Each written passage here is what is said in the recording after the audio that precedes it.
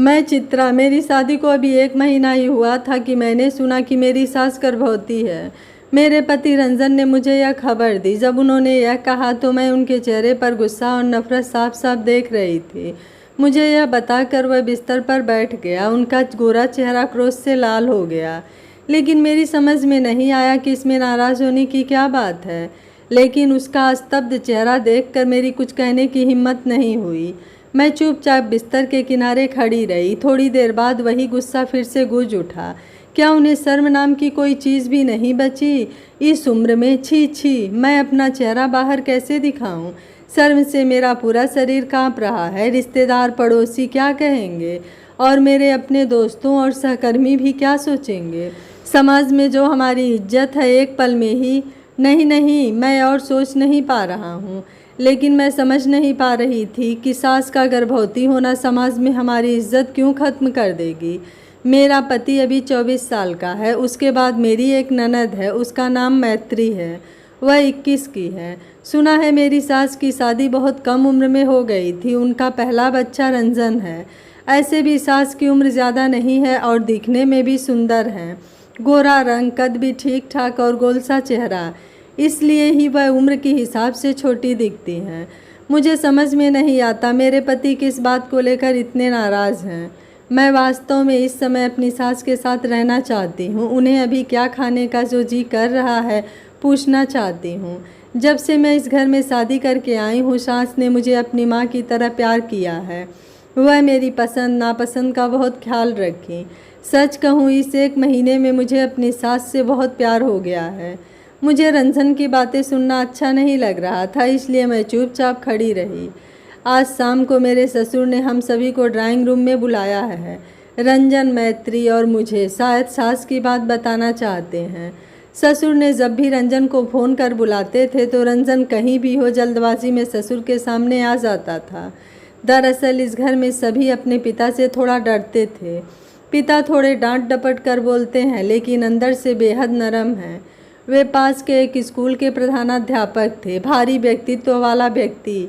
मेरा उनसे इस 1 महीने में ज़्यादा बातें तो नहीं हुई है। हालांकि सुबह की चाय और दोपहर का नाश्ता मेरे बिना उनको भाता नहीं।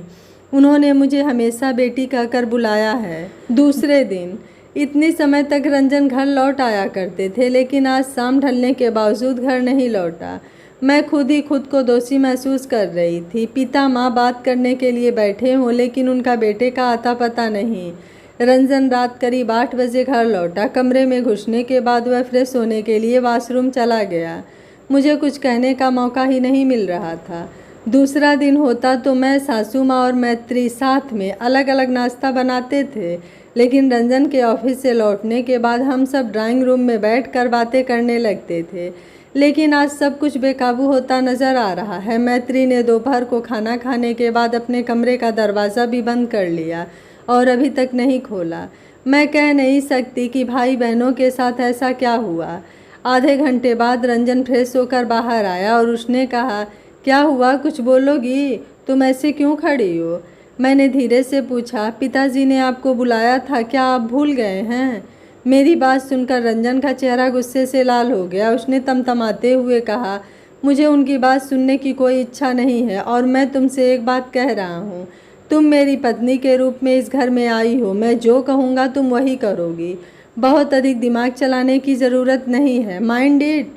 मैं चकित होकर खड़ी रह गई। मैं रंजन की बीवी हूँ, इसलिए सास ससुर की तरफ से नहीं बोल सकती। मैं कुछ नहीं कह सकती। मैं इस घर में नई हूँ और रंजन से थोड़ा डरती भी हूँ, इसलिए मैं चुपचाप बैठ गई। रंजन वापस आ गया है? मेरे ससुर ने हमारे घर के दरवाजे पर आकर पूछा। रंजन कोई जवाब नहीं दिया। वह अपने मोबाइल के फेसबुक पर व्यस्त है। मैं उसके व्यवहार से हैरान थी। उसे जवाब नहीं देते देख मैंने कहा, हाँ पिताजी, वह वापस आ गए हैं, आप अंदर आइए। रंजन ने मुझे घूर कर देखा। पापा ने कहा, नहीं बेटी, मैं अभी नहीं आऊँगा, तुम लोग ड्राइंग रूम में आ जाओ। मैं और तुम्हारी माँ तुम लोगों से कुछ बातें करना चाहते हैं। मैं रंजन की ओर देखती हूँ। वह गुस्साए हुए चेहरा लिए कुछ बुदबुदाते हुए उठकर बैठ गए। पिताजी बड़े सोफे पर बैठे हैं, माँ उनके बगल में बैठी हैं। रंजन सामने वाले सोफे पर सिर झुकाए बैठा था और मैं उसके बगल में खड़ी थी। मैत्री को कई बार बुलाया लेकिन उसने दरवाज़ा ही नहीं खोला। सिर्फ इतना ही कहा, प्लीज़ मुझे परेशान मत करो, मुझे अकेला रहने दो भाभी। फिर मैं क्या करती, ननद के बिना ही वापस आ गई।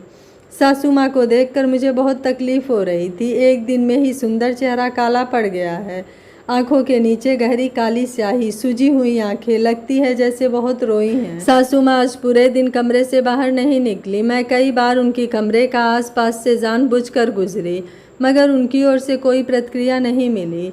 दोपहर को पिताजी खाना लेकर उनके कमरे में दे आए थे। एक दिन में ही सासू माँ ने अपनी क्या हालत बना ली। उनको देखकर मुझे रोना आ गया। तभी रंजन ने कठोर स्वर में कहा, क्या कहने के लिए बुलाए थे, जल्दी कह दीजिए। उनके बेटे ने कभी अपने पिताजी से इस तरह से बात नहीं की थी। पिताजी ने फिर भी खुद को काबू किया और धीरे से कहा, तुम्हारी बहन नहीं आई, मैंने तो सबको बुलाया था। रंजन ने कहा, कोई नहीं आना चाहे तो उसे ज़बरदस्ती ले आऊं? चित्रा तो गई थी बुलाने, वो न आए तो हम क्या करें? सासू माँ ने निरीह नज़र से अपने बेटे की तरफ देखा। पिताजी ने बिना किसी ढोंग के कहा, तुम लोगों ने सब कुछ तो सुना ही है। रंजन गुस्से से लाल होते हुए कहा, हाँ सुना है। अब तुम लोग इस बारे में कुछ कहना चाहते हो? अब मैं आपको क्या कह सकता हूँ? आपने कहने लायक कुछ छोड़ा है क्या? हम लोगों के सामने किस मुंह से जाएं? आप लोगों ने हम लोगों की इमेज ही खराब कर दी है। मैं अपने सास ससुर को देखती रही, मानो उन्हें अपने कानों पर विश्वास ही नहीं हो रहा है। रंजन को आश्चर्यजनक होकर पिताजी देख रहे थे। पिताजी ने कहा, क्या हमारे कारण तुम लोगों की छवि बर्बाद हो गई है? रंजन ने अपना गला ऊपर उठाया और कहा, और नहीं तो क्या, मैं काम करता हूँ, वहाँ मेरे सहकर्मी हैं, मेरे दोस्त हैं, मैत्री की कॉलेज के दोस्त हैं। वे क्या कहेंगे जब वे सुनेंगे कि हमारे माता पिता इस उम्र में बच्चा पैदा कर रहे हैं? सोचकर ही शर्म सर से झुका जा रहा है। सासू माँ अब और नहीं सह सकी, वह रोने लगी। मैंने सासू माँ को कस के गले लगा लिया। रंजन कहते रहे, आपने एक बार भी हमारी मर्यादा के बारे में नहीं सोचा और फिर सबको बुलाकर सभा कर रहे हैं, ये बातें बता रहे हैं। पिताजी सिर झुकाए बैठे थे। मैं दोनों लोगों को देखकर बहुत कष्ट महसूस कर रही थी, लेकिन मुझे नहीं पता कि इस समय मुझे क्या करना चाहिए। पिताजी ने कहा, अब तुम लोग हमें क्या करने के लिए कह रहे हो रंजन? मैं आप लोगों से कुछ करने के लिए नहीं कह रहा हूँ। मैं बस इतना कह रहा हूँ कि अब आप लोगों के भले बुरे में नहीं हूँ। आप अपने तरीके से रहिए, मैं अपने तरीके से रहूँगा। मैत्री क्या करेगी यह उस पर निर्भर है। पिताजी ने रंजन के कॉलर को जोर से पकड़ा। उनकी आंखों में पानी आ गया और सासू माँ की आंखों से तो आंसुओं की धारा बह रही थी। पिताजी ने कहा, इसका मतलब है तुम इस घर की रसोई का बंटवारा करना चाहते हो? ससुर की बातें सुनकर मैं डर से कांपने लगी। सासू माँ भी डरे सहमे अपने पति की ओर देखने लगी। रंजन ने सोफे से उठते हुए कहा, मुझे इन लड़कियों वाली बातों पर कोई दिलचस्पी नहीं है। चूँकि यह घर आपका है, इसलिए मैं आपको इस घर से तो नहीं निकाल सकता, लेकिन मैं आपके साथ एक ही छत के नीचे नहीं रहना चाहता। इस बार सासू माँ जोर जोर से रो पड़ी। यह देख पिताजी ने अपने आंसू पोंछे और कहा, गांव में भी तो हमारा एक छोटा सा घर है, हालांकि वहाँ रहना थोड़ा मुश्किल होगा, फिर भी मैं वहीं तुम्हारी माँ के साथ रह लेंगे। रंजन ने कहा, इसकी कोई ज़रूरत नहीं है, वहाँ जाकर और जगहसाई मत कराइए। यह कहकर रंजन अपने कमरे में चला गया। इस हालात में बस कहने के लिए मुझे कोई शब्द नहीं मिल रहे थे। मैं बस अपने सासू माँ को कस के गले लगा ली थी। हम दोनों और कर भी क्या सकते थे आंसू बहाने के अलावा। इसके बाद से कुछ दिन बीत गए। घर में अब पहले जैसी जान नहीं रही। रंजन, मैत्री, पापा मम्मी से कोई बात नहीं करता। वे भी अपने आप में समाये हुए रहते हैं। जब तक बहुत ज़रूरी न हो कमरे से बाहर नहीं निकलते। कभी कभी ससुर जी सासू माँ को डॉक्टर के पास ले जाती हैं चेकअप के लिए। अगर किसी दिन किसी वजह से रंजन या मैत्री से उनका आमना सामना हो जाता तो वह अपने माँ बाप को गुस्से और नफ़रत से देखते, लेकिन मैं सासू माँ की सेवा करने की पूरी कोशिश करती हूँ। मैं उनकी पसंद का खाना बनाकर खिलाती हूँ, उनके बालों में तेल लगा देती हूँ, लेकिन सासू माँ में अब पहले जैसी फुर्ती नहीं रही। हमेशा अजीब ख्यालों में खोई रहती हैं। मैं और ससुर जी उन्हें खुश रखने की बहुत कोशिश करते हैं, लेकिन ज़्यादा सफल नहीं होते। रंजन को यह पसंद नहीं है कि मैं सासू माँ के लिए कुछ करूं, इसलिए रंजन का घर में रहने पर मैं सासू माँ के पास चाहकर भी नहीं जा सकती।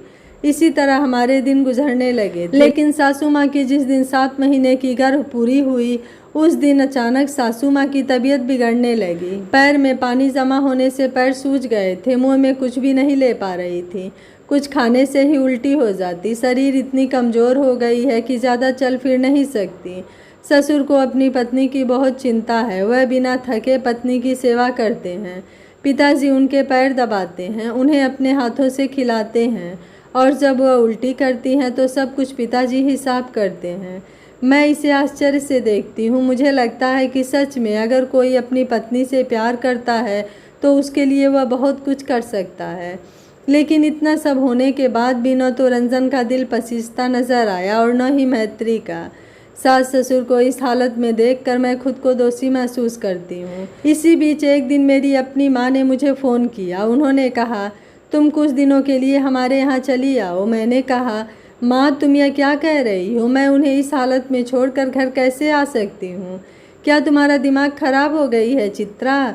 तुम्हारी बूढ़ी सास को बच्चा होगा और तुम उनकी सेवा करोगी, फिर तुम उन सास के बच्चे को भी पालोगी। तुम्हारा अपना परिवार भी तो है, उसका कुछ सोचो।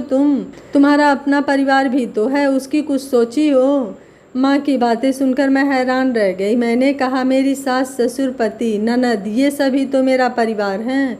तुमने मुझे अच्छी शिक्षा दी है, लेकिन आज तुम ये बातें क्यों कर रही हो? और हाँ, ज़रूरत पड़ी तो मैं सासू माँ की मदद करूँगी और उनके बच्चे का परवरिश भी करूँगी। मुझे आशा है कि आप समझ गई होंगी। मैंने माँ को कुछ कहने का मौका दिए बिना ही फ़ोन रख दिया। आस पड़ोस में सास ससुर को लेकर हंसी मजाक का शोर मेरे कानों में आता था। एक दिन बगल के चाची ने मुझे देखते ही कहा, क्या बात है बहू, सुना है तुम्हारी सास के पाँव भारी हैं? मैं अपने क्रोध पर काबू रखते हुए कहा, हाँ आपने सही सुना है चाची जी, इस उम्र में यह कैसी बात हो गई? मैंने उनकी ओर देखा और मुस्कुरा कर कहा, इस उम्र में पति का प्यार कितनी पत्नियों को मिलता है चाची। इस मामले में मेरी सास तो सौभाग्यवती हुई, इसलिए ऐसी बात हो गई। चाची ने भौहें चढ़ाते हुए कहा, लगता है सास ने बहू का अच्छे से ब्रेन वॉश किया है। अगर आपको लगता है कि सास के लिए 2 शब्द कहना ब्रेन वॉश है तो ठीक है। अब मैं आती हूँ चाची। यह कहकर मैं चली आई। हंसी का एक रोल पीछे छूट गया। चाची ने पास खड़ी और एक जन से कहा, ये दिन भी देखने थे। जवाब में किसी ने कुछ और ताने मारे जो मुझे सुनाई नहीं दिया, लेकिन मेरे कान गुस्से से गर्म हो गए। इसी तरह हमारा दिन बीतते रहा कि एक दिन अचानक शाम को मैं रसोई में नाश्ता बना रही थी। रंजन अभी तक ऑफिस से घर नहीं लौटे थे। मैत्री कुछ समय पहले ही कॉलेज से घर आई और अपने लिए चाय बनाई और कमरे में चली गई। घर में सास ससुर हैं। सासू माँ की तबीयत इन दिनों ठीक नहीं है। अस्थमा की तकलीफ़ इन दिनों ज़्यादा होती है। चेहरे में उस सुंदरता का कुछ भी नहीं बचा है। मैं कोशिश करती हूँ कि जितना हो सके उतना उनकी ही पसंद का खाना बनाऊँ, लेकिन उनको खाने में कोई रुचि नहीं है। वह अक्सर बालकनी में बैठकर आसमान की तरफ देखती रहती हैं। पिताजी सासू माँ का हाथ पकड़कर बैठे रहते हैं। कोई कुछ नहीं कहता। मैं उन्हें देखती हूँ और आह भरते रहती हूँ। सोचती हूँ कभी कभी शरीर के रोग को दूर किया जा सकता है, लेकिन मन के रोग को दूर करने का कोई उपाय नहीं है। बाहर बहुत तेज़ बारिश हो रही है। सावन महीना के कुछ ही दिन हुए हैं। मैंने सोचा कि इतनी बरसात में गर्मा गर्म पूरी और छोले सबको अच्छा लगेगा। दरअसल वजह सासू माँ है, क्योंकि सासू माँ को पूरी के साथ छोले बहुत पसंद है। रंजन को भी यह बहुत पसंद है। आज मैंने सोच लिया कि पिताजी, माँ, रंजन और मैत्री को एक साथ खाने के मेज़ पर बिठाऊंगी। आज रंजन और मैत्री की कोई बात नहीं सुनूंगी। आज थोड़ी सख्ती दिखानी ही पड़ेगी। रसोई करते समय मैं सोच रही थी। इसी बीच पिताजी किचन के सामने आकर खड़े हो गए और कहा, बेटी हमारे कमरे में आना, लगता है तुम्हारे माँ की तबीयत ठीक नहीं है। सुनकर मैं चौंक गई। मैंने कहा, क्या कह रहे हैं पापा, माँ को अब क्या हुआ? पिताजी डरे सहमे बोले, मैं नहीं जानता बेटी, मुझे लगता है कि उसे अभी अस्पताल ले जाना चाहिए। मैंने जल्दी से अपने हाथ धोए और पिताजी के पीछे पीछे उनके कमरे की ओर चल दिया। मैंने जो देखा उसे देखने के लिए मैं तैयार नहीं थी। मैंने देखा सासू माँ बिस्तर पर लेटी करा रही हैं और ज़ोर ज़ोर से गुरु मंत्र का पाठ कर रही हैं। उनका गोरा चेहरा लाल और पसीने से भीगा हुआ था। मेरे हाथ पैर डर से काँप रहे थे। समझ नहीं आ रहा था कि क्या करूं। मैं खुद इस मामले में पूरी तरह अनुभवहीन हूँ। मैं अपने ससुर की ओर देखती हूँ। उन्होंने दौड़कर माँ का हाथ पकड़कर कहा, तुम्हें क्या बहुत तकलीफ़ हो रही है? मैं यहाँ हूँ, तुम्हें कुछ नहीं होगा। मैं तुम्हें कुछ नहीं होने दूँगा। मैं तुम्हें अभी अस्पताल ले जाऊँगा। सब्र रखो और भगवान को याद करो। उन्हें कुछ बोलने में भी बहुत तकलीफ़ हो रही थी। सासू माँ ने काँपती आवाज़ में कहा, अगर मुझे कुछ हो जाता है तो आप मेरे बच्चे की देखभाल करना। रंजन के पिताजी माँ की बात सुनकर रोने लगे। मैं सासू माँ के पास दौड़ कर जाकर उनके सिरहाने बैठ गई और मैंने कहा, ऐसी बातें मत कीजिए माँ, आपको कुछ नहीं होगा। ऐसी बातें कहकर हमें हतोत्साहित न करें। मैं अभी आपके बेटे को फ़ोन कर रही हूँ, वह ऑफिस की गाड़ी से जल्द आ जाएंगे। सासू माँ को पापा के पास छोड़कर मैंने रंजन को फ़ोन लगाया। 1 बार, 2 बार, 3 बार, नहीं, रंजन फ़ोन नहीं उठा रहा है। मैं बार बार प्रयास करती रही, फ़ोन बजकर कट जा रहा था। इतना गुस्सा आ रहा था कि फ़ोन को पटक कर तोड़ देना चाहती थी। समझ नहीं आ रहा था कि क्या करूं। मैंने मैत्री का दरवाज़ा खटखटाया। मैत्री जल्दी आओ, देखो माँ कैसी कर रही हैं। मैत्री दरवाज़ा खोलती है और बाहर आती है। मुझे विचलित देखकर वह डर गई और पूछा, क्या हुआ भाभी, तुम ऐसे क्यों कह रही हो? मैं इतनी ज़ोर से रो पड़ी कि मेरे शब्द अस्पष्ट हो गए। बस इतना ही कह पाई, माँ की तबीयत बहुत ख़राब है। मैंने तुम्हारे भाई को फ़ोन किया पर वह फ़ोन रिसीव नहीं कर रहे हैं। यह सुनते ही मैत्री माँ के कमरे की ओर दौड़ी और मैं पीछे पीछे। मैंने जाकर देखा, माँ की हालत और ज़्यादा ख़राब हो गई थी। पिताजी उनके पैरों के तलवे पर तेल मालिश कर रहे हैं। जब पिताजी ने हमें देखा तो वह खड़े हो गए और बोला, रंजन ने क्या कहा बेटी, क्या वह आ रहा है? मैंने कहा, नहीं पिताजी, वह फ़ोन नहीं उठा रहे हैं। मैंने कई बार कोशिश की। पिताजी ने बिना कुछ कहे कुर्ते पर चादर लपेटे कमरे से निकल गए। मैंने पीछे से पुकारा, पिताजी कहाँ जा रहे हैं आप? पिताजी ने कहा, देखते हैं कि मुझे कुछ मिलता है या नहीं, ऑटो या रिक्शा, तुम लोग अपनी माँ के पास बैठो। लेकिन पिताजी, बाहर तेज़ बारिश हो रही है, आप ऐसे में अभी बाहर कैसे जाएंगे? पिताजी ने अपनी भीगी हुई आंखें पोंछते हुए कहा, मेरे पास इसके अलावा करने के लिए और कुछ नहीं बचा है, तुम बस अपनी माँ का ख्याल रखना।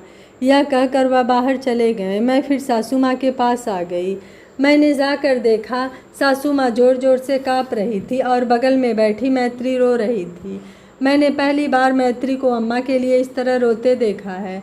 वह एक छोटी बच्ची की तरह रो रही है। मैं उसके पास गई और उसके सिर पर हाथ रखा। उसने तुरंत मुझे गले से लगा लिया और फूट फूट कर रोने लगी। उसने कहा, भाभी, मैंने अपनी माँ के साथ बहुत अन्याय किया। किसी भी तरह से मैं गर्भ वाली बात को स्वीकार नहीं कर पा रही थी, लेकिन आज माँ की ये हालत देखकर मुझे खुद से नफरत होने लगी है। ऐसा लगता है कि इन सब के लिए हम ही जिम्मेदार हैं। क्या माँ हमें माफ़ कर देंगी? मुझे बताओ ना भाभी। माँ फिर से पहले की तरह स्वस्थ तो हो जाएंगी? मैं अपनी माँ को दोबारा चोट नहीं पहुँचाऊँगी, कभी नहीं भाभी। मैंने कहा, अब ये बातें कहने का समय नहीं है मैत्री, बस अब भगवान से प्रार्थना करो कि वह माँ को जल्द स्वस्थ कर दें। सासू माँ इस हालत में भी अपनी बेटी को देखकर मुस्कुराने की कोशिश करती हैं। उनके लिए बोलना बहुत मुश्किल हो रहा था, फिर भी माँ हाथ उठाकर मैत्री को अपने पास बुलाई। मैत्री ने एक बच्ची की तरह माँ की छाती पर अपना सिर रख कर रोने लगी। सासू माँ इस दर्द में भी मैत्री का सिर थपथपाईं। यह देखकर मेरी आंखों में आंसू आ गए। मैं बालकनी की ओर भागी और सड़क को देखती रही। मैं यह देखने की कोशिश करती हूँ कि पिताजी आ रहे हैं या नहीं, लेकिन बारिश की रफ्तार इतनी तेज़ है कि न वाहन दिख रहे हैं न लोग दिख रहे हैं। मेरी बेचैनी और बढ़ती गई। मैं रंजन को फिर फ़ोन किया। इस बार फ़ोन स्विच ऑफ आ रहा था। मेरा दिमाग अब यह प्रेशर नहीं ले पा रहा था। सासू माँ का गोरा चेहरा दर्द से नीला पड़ गया है। एक बार वहाँ जाकर माँ को देख रही हूँ तो कभी बालकनी में आकर पिताजी का रास्ता देख रही हूँ। मैत्री ने माँ के पैरों की सरसों के तेल से मालिश करनी शुरू कर दी। मुझे अचानक लगा कि मुझे बहुत पहले ही अपनी माँ को फ़ोन करने की ज़रूरत थी। हमारा घर यहाँ से ज़्यादा दूर नहीं है। मेरे भाई के पास अपनी कार है। धिक्कार है, मुझे यह इतने लंबे समय तक याद क्यों नहीं आया। सच कहते हैं, अत्यधिक चिंता की अवधि के दौरान दिमाग अस्त व्यस्त हो जाता है। 2 बार रिंग बजने के बाद मेरी माँ ने फ़ोन उठाया। मैंने कहा, भाई कहाँ है? माँ घबरा जाती है और कहती है, क्या हुआ चित्रा, तुम्हारी आवाज़ ऐसी क्यों लग रही है? कोई परेशानी की बात तो नहीं? माँ, मुझे अभी ज़्यादा बात करने की फुर्सत नहीं है। सासू माँ की हालत बहुत ख़राब है। रंजन भी घर नहीं लौटे, उसका फ़ोन बंद आ रहा है। ससुर जी इस बारिश में ऑटो खोजने निकले हैं। तुम भाई को यहाँ भेज दो तुरंत अपने कार के साथ। सास को बहुत जल्द अस्पताल में भर्ती करने की ज़रूरत है। बात सुनकर माँ भी बेचैन हो गई। फिर उन्होंने कहा, लेकिन तुम्हारा भाई आज सुबह ही अपनी कार लिए शहर से बाहर गया है। जो उम्मीद बंधी थी वह भी खत्म हो गई। मैं अपनी माँ से कुछ और सुन नहीं सकी। मेरी माँ हलो हलो कर रही थी, लेकिन मेरे कानों में कुछ नहीं जा रहा था। मैं फिर सास के पास दौड़ी आई। सासू माँ एकदम सुस्त पड़ी थी। मैत्री डरा हुआ चेहरा लिए बैठी थी। उसने मुझे देखा और कहा, भाभी, माँ इतनी सुस्त क्यों है? अब हम क्या करें? मैंने मंत्री को शांत होने को कहा। माँ के सिर को थपथपाया। 10 मिनट बाद पिताजी लौट आए। पूरी तरह से भीगे हैं। देखकर लगा जैसे कुर्ता और चादर को गीला कर बदन पर लपेटा गया है। पिताजी आते ही बोले, बेटी, अब एक पल भी हम और देर नहीं कर सकते। मैंने एक ऑटो लेकर आया हूँ। यह सड़क पर खड़ा है। तुम लोगों को अपनी माँ को धीरे धीरे सड़क तक ले जाना होगा। क्या रंजन वापस आ गया है?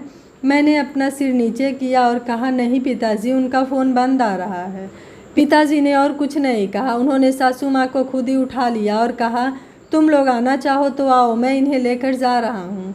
मैत्री कहने लगी कि वह भी माँ के साथ जाएगी। अपनी माँ को इस तरह भेजकर घर पर अकेले रहकर परेशान नहीं रहेगी। मैंने आँख भरते हुए उसकी तरफ देखा। मन ही मन मैंने सोचा कि आखिरकार मैत्री समझी। काश कुछ दिन पहले समझी होती। पता नहीं रंजन कभी समझ पाएंगे या नहीं। हमने जो कपड़े पहने थे उसी में निकल गए। जाने से पहले मैंने रंजन के फ़ोन पर संदेश भेजा, हम माँ को लेकर अस्पताल जा रहे हैं, आप चाहो तो वहाँ आ सकते हो। पापा ऑटो में ड्राइवर के पास बैठे थे। माँ के साथ मैं और मैत्री पीछे हैं। मैंने सास का सिर अपने सीने से लगा रखा है। मैत्री माँ की पैर दबाने लगी। पिताजी बार बार पीछे मुड़कर माँ को देख रहे हैं। मैंने सास का हाथ कसकर पकड़ रखा है ताकि वो हिम्मत न हारे। आज रास्ता इतना लंबा क्यों लग रहा है? बारिश की गति और ज़ोर हो गई। मैं सिर्फ भगवान को याद करने लगी, हे भगवान, हमें जल्दी अस्पताल पहुंचा दो। करीब 25 मिनट के बाद हम अस्पताल पहुंचे। तब मेरी सास की हालत बहुत ख़राब हो गई थी। वह बोलने या चलने में असमर्थ थी और एकदम सुस्त। उन्हें अंदर ही आपातकालीन विभाग में भर्ती कराया गया और हम विजिटर काउंटर पर बैठ गए। मैत्री रो रही है। पिताजी आकर उसके सिर पर हाथ रखते हैं। उसने अपने पिता को गले लगाया। रोते स्वर में बहुत कुछ बोलती रही जो समझ में नहीं आई। पिता ने बेटी को स्नेह से बाहों में पकड़ रखा है। मैंने ससुर का हाथ पकड़ा और उन्हें कुर्सी पर बिठा दिया। आशंका थी कि अत्यधिक चिंता के कारण इस व्यक्ति को कुछ ना हो जाए। करीब आधे घंटे बाद डॉक्टर आए और मरीज के बारे में बताया कि प्री मैच्योर डिलीवरी करना होगा। नॉर्मल डिलीवरी तो संभव ही नहीं है। जितनी जल्दी हो सके सिजेरियन की व्यवस्था करनी होगी। ऑलरेडी बहुत खून बह चुका है। अगर तुरंत फैसला नहीं हुआ तो जान को खतरा भी हो सकता है। पिताजी यह सुनकर कुर्सी पर बैठे के बैठे ही रह गए, एकदम खामोश। शायद वह इस दुनिया से किसी दूसरी दुनिया में चले गए। मैंने पिताजी से कहा, पिताजी, आप टूटेंगे नहीं, डॉक्टरों को अपना काम करने दे, भगवान है, माँ ठीक हो जाएंगी। पिताजी ने चुपचाप आंसू बहाए, फिर उठ खड़े हुए और अपने आंसू पोंछते हुए कहा, ठीक है डॉक्टर साहब, आपको जो उचित लगे करिए, बस एक बात, मेरी पत्नी के साथ कोई कॉम्प्रोमाइज़ मत कीजिएगा। मैं समझ गई थी कि पिताजी ने क्या संकेत दिया।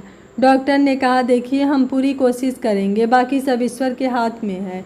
मरीज का बच्चा प्रीमेच्योर है, उसकी डिलीवरी की तारीख अभी नहीं आई है, क्रिटिकल प्रेगनेंसी है, इसलिए हम अभी कुछ नहीं कह सकते, लेकिन हम अपना सर्वश्रेष्ठ कर रहे हैं और हम कोशिश में कोई कमी नहीं करेंगे।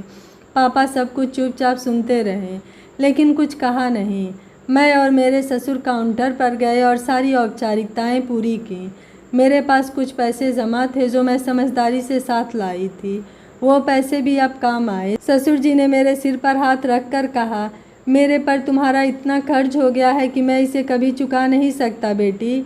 मैंने उनका हाथ पकड़ा और कहा, फिर आप मुझे बेटी क्यों कहते हैं? क्या एक बेटी मदद नहीं कर सकती?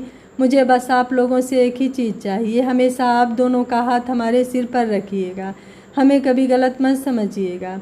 पिताजी कुछ नहीं बोले, बस मेरी तरफ देखा और आंसू के 2 बूंद उनकी आंखों से गिर गए। सासू माँ को ऑपरेशन रूम में ले गए हुए 15 मिनट हो चुके थे। मैं और मैत्री इंतज़ार में बैठे थे। मैत्री अनवरत रो रही थी, दिलासा देने चाहूँ तो भी दे नहीं सकती। पिताजी बैठे भी नहीं रहे, गलियारे के इस छोर से उस छोर तक सिर्फ आना जाना कर रहे थे। मैंने फिर से कोशिश की रंजन से फ़ोन पर बात करने की, लेकिन उनका फ़ोन अब भी स्विच ऑफ आ रहा था। मैंने बस एक आह भरी। फिर करीब 45 मिनट के बाद ऑपरेशन रूम का दरवाज़ा खुला और डॉक्टर बाहर आए। पिताजी पागलों की तरह डॉक्टर के पास दौड़े। मैं और मैत्री भी उनके पीछे पीछे चल दिए। तभी डॉक्टर ने कहा, बधाई हो, आपको बेटा हुआ है। हम लोगों ने दोनों हाथ जोड़कर भगवान को शुक्रिया कहा, लेकिन पिताजी ने बेचैनी से डॉक्टर से पूछा, और मेरी पत्नी कैसी हैं डॉक्टर? डॉक्टर कुछ देर चुप रहे। उन्हें चुप देख पिताजी और भी बेचैन हो गए और बोले, क्या बात है डॉक्टर, आप कुछ बोल क्यों नहीं रहे हैं? कुछ तो बोलिए। डॉक्टर ने धीरे से कहा, उनकी हालत बहुत अच्छी नहीं है, बहुत खून बह रहा है। हमने खून का इंतज़ाम किया है, लेकिन उनका शरीर इतना कमज़ोर है कि बॉडी एक्सेप्टेंस नहीं कर रहा है। सर्वाइवल चांस 50-50 है। इतना कहकर डॉक्टर चला गया। पिताजी कुछ नहीं कहे, वह कांपते पैरों के साथ एक कुर्सी पर आकर बैठ गए। मैं और मैत्री ने जाकर पापा के दोनों हाथ पकड़ा। अब हमारे पास भगवान को बुलाने के सिवा और कुछ नहीं था। पता नहीं कितनी देर हम ऐसे ही बैठे रहे। कुछ देर बाद नवजात के रोने की आवाज़ सुनकर मैं और मैत्री उठ खड़े हुए। नर्स एक छोटे से बच्चे को लेकर ऑपरेशन रूम से बाहर आई। मैत्री के पास सासू माँ की एक दुपट्टा थी, लेकिन यह देखकर कि वह आगे नहीं जा रही हैं, मैं उसके हाथों से दुपट्टा लेकर भागी। बच्चा रो रहा है। मैंने अपने सास के दुपट्टे से उसे लपेटा और उसे अपनी गोद में ले लिया। अजीब बात है, माँ के कपड़े की महक लगता है। बच्चा पल भर में पहचान गया और वह चुप हो गया। छोटी नन्ही हाथों से दुपट्टा पकड़कर उसने पलकें झपकाई और मेरी तरफ देखा। मैं उसे देखकर मुस्कुराई। मैत्री भी तब तक मेरे पास आ चुकी थी। मैंने कहा, क्या तुम इसे गोद में नहीं लोगी? मैत्री ने धीरे से कहा, पहले पापा को दिखाओ भाभी। मैं पिताजी के पास गई। वे अभी भी बैठे हुए अंतरिक्ष में देख रहे थे। पिताजी, मैंने पुकारा और पिताजी ने मेरी तरफ देखा। मैंने दुपट्टे में लपेटे हुए बच्चे को उनकी ओर बढ़ाया। पिताजी कुछ देर तक उसे देखते रहे, फिर वह उठ खड़े हुए और उसे गोद में लेकर ज़ोर ज़ोर से रोने लगे। उन्हें रोता देख मैं और मैत्री भी अपने आंसू नहीं रोक पाए। बच्चे को भी लगने लगा था कि वह पूर्ण निर्भरता की शरण में आ गया है। बच्चा चैन की नींद सो गया। पिताजी ने उसे गोद में लेकर आसमान की ओर देखा। करीब 1 घंटे बाद डॉक्टर आए और बताया कि सासू माँ को केबिन में भेज दिया गया है, लेकिन उनकी हालत बेहद नाजुक है। स्लाइन चल रहा है। वह आप लोगों से मिलना चाहती हैं। मैंने रंजन को फ़ोन किया। अब रंजन ने फ़ोन उठाया। उसने कहा कि वह अभी अभी ऑफिस से लौटा है। उसे ज़रूरी काम से ऑफिस से बाहर जाना पड़ा था और उसका फ़ोन का चार्ज ख़त्म हो गया और बारिश की वजह से घर लौटने में देर हो गई। घर आते ही उसने फ़ोन चार्ज किया और मेरा टेक्स्ट देखा। मुझसे पूछा, माँ की तबीयत अब कैसी है? तो मैंने उसे सब कुछ बताया। मैंने कहा, आप जल्द से जल्द यहाँ आइए। रंजन ने कहा, मैं अभी आ रहा हूँ। मैं केबिन में जाकर माँ को देखकर हैरान रह गई। हालांकि उनका चेहरा काफ़ी सुस्त नज़र आ रहा था, फिर भी लुक में कुछ ऐसा था जो मोहित कर गया। बहुत दिनों बाद सासू माँ के चेहरे में ये खूबसूरती देखी। न जाने क्यों मेरा सीना एक अनजाने डर से काँप उठी। मैं सासू माँ बोल नहीं पा रही थी। ऊपर से हाथ में स्लाइन की सुई लगी हुई थी। फिर भी वह इशारों से अपने नवजात बच्चे को अपने पास बुलाई। मैं बच्चे को लेकर आगे गई। उन्होंने बड़ी करुणा से बच्चे के सिर को थपथपाया, फिर उसके माथे पर हल्का सा किस करके मेरे हाथ को पकड़ी। फिर उन्होंने धीरे से कहा, सावन की तेज़ बारिशों की धारा की रात मेरे पुत्र का जन्म हुआ, उसका नाम सावन ही रखना। मैं चेहरे पर हल्की मुस्कान लिए सहमति दी। फिर उन्होंने बहुत धीरे से कहा, तुम मेरी अच्छी बेटी हो। मैं इसे तुम्हारे पास छोड़े जा रही हूँ। इसे देखना, लापरवाही मत करना। फिर मुझे वहाँ जाकर भी चैन नहीं मिलेगा। मेरी छाती काँप उठी। सासू माँ कहाँ जाने को कह रही हैं? हमें छोड़कर कहाँ जाएंगी? मुझे कुछ कहने का मौका दिए बिना उन्होंने मैत्री को पास बुलाया। मैत्री पास आई और रो पड़ी। माँ ने उसके सिर को थपथपाया और कहा, बेवकूफ़ लड़की, रो मत, अपनी माँ को माफ़ कर देना। तुम लोगों ने मेरी वजह से अपना सम्मान खोया है। तुम्हारा गुस्सा मुझ पर है, लेकिन ये मासूम बच्चा तुम्हारा अपना है। इसमें उसका कोई दोष नहीं है। कभी उसकी उपेक्षा मत करना। मैत्री ने मुझसे रोते हुए कहा, भाभी, माँ यह क्या कह रही हैं? मुझे कुछ समझ नहीं आ रहा है। माँ कहाँ जाएंगी? बोलो ना भाभी। और वह चिल्लाने लगी। मैंने कांपते हाथों से मैत्री को गले से लगा लिया। पिताजी बहुत देर तक दरवाजे के पास सिर नीचे किए खड़े रहे। सास ने धीरे धीरे जो भी हमें कहा, पिताजी ने कुछ नहीं सुना। सासू माँ ने कहा, रंजन नहीं आया। मैंने सिर झुकाकर कहा, वो आ रहे हैं, रास्ते में हैं। सासू माँ मुस्कुराई। फिर उन्होंने कहा, मुझे तेरे पिताजी से कुछ कहना है, तुम लोग बाहर जाओ, बच्चे को मेरे पास रहने दो। मैत्री अपने माँ के पास से हटना नहीं चाहती थी। मैं उसे बलपूर्वक बाहर ले आई। हम नहीं जानते कि माँ और पिताजी क्या बात कर रहे थे। 5 मिनट ही हुआ होगा, पिताजी पागलों की तरह केबिन से दौड़ते हुए बाहर की ओर भागे। हमने उन्हें पीछे से पुकारा, लेकिन पिताजी ने कुछ नहीं सुना। 1 मिनट बाद वह डॉक्टर को साथ लेकर लौटे। हम भी उनके पीछे पीछे गए। डॉक्टर ने सासू माँ को चेक किया और कहा कि माँ अब इस क्रूर दुनिया में नहीं है। रात 12:50 पर सासू माँ हमें हमेशा के लिए छोड़कर चली गईं। क्या अजीब है ना, जब कोई हमें बेइंतहा प्यार करता है तो हम उसके प्यार को समझ नहीं पाते। हमें लगता है कि उनका प्यार नगण्य है, इसलिए इसकी उपेक्षा करते हैं। लेकिन जब वह शख्स चला जाता है तो हम उसके प्यार की गहराइयों को समझ पाते हैं। लेकिन तब तक बहुत देर हो चुकी होती है। शायद मैत्री उस प्यार को समझ गई है, लेकिन उसने बहुत देर कर दी। अंत में सासू माँ मौत से ज़रूर हार गईं, लेकिन उनका प्यार जीत गया और यह देखने इस दुनिया में वह फिर कभी नहीं आएंगे। हम तीनों पत्थर की मूरत बन खड़े हैं, पिताजी, मैं और मैत्री। नन्हा सावन अभी भी अपनी माँ की गोद में पूरी तरह आराम से लिपट कर सोया हुआ है।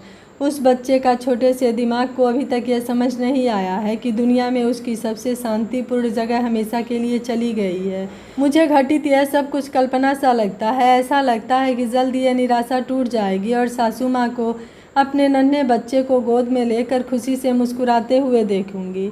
मैत्री ने मुझे गले से लगा लिया और सिहर उठी। उसे अब भी विश्वास नहीं हो रहा है कि वह अब फिर किसी को माँ नहीं कह पाएगी। जैसे रोना ही भूल गई है। वह एक जोड़ी लाल चौड़ी आंखों से सिर्फ अपनी माँ को देख रही है। सासू माँ का चेहरा देखकर मेरा दिल मरोड़ उठा। उनके चेहरे पर अब भी एक प्यारी सी मुस्कान है। कितना सुंदर चेहरा है। मैंने अपने ससुर की ओर देखने की हिम्मत नहीं कर पाई। मैं अब ससुर की उस दर्द भरी आंखों को नहीं देख सकती। मुझ में अब वह साहस नहीं है। मैंने उन्हें कांपते हुए अपने पत्नी के पास बैठे देखा। मैंने सावन को अपनी गोद में ले लिया। मैत्री को बाहों में लेते हुए मैं धीरे धीरे केबिन रूम से बाहर आ गई। माँ की गोद से निकालते ही बच्चा कांप उठा और रोने लगा। मैंने एक बार पीछे मुड़कर देखा। पिताजी माँ का हाथ पकड़कर चुपचाप बैठे हैं। करुणा की गर्माहट में माँ की हाथ अभी भी गर्म लगता है। मैं बाहर आते ही देखा रंजन आ गया। वह हमें देखते ही दौड़कर पास आया। मैत्री अभी भी इस घटनाक्रम से उबर नहीं पाई थी। उसका पूरा शरीर कांप रहा है। रंजन ने मेरी गोद में बच्चे की ओर देखा, लेकिन उसने उस पर कोई प्रतिक्रिया न दिखाते हुए कहा, माँ कहाँ है चित्रा, आप कैसी हैं? मैंने खामोशी से ज़मीन की तरफ देखती रही। मैं अपने आंसू नहीं रोक पा रही थी, इसलिए मैंने अपने होठ को दांतों तले दबाए आंसू बहाते हुए नीचे की ओर देखती रही। रंजन को मुझसे कोई जवाब नहीं मिला तो उसने मैत्री की तरफ देखा।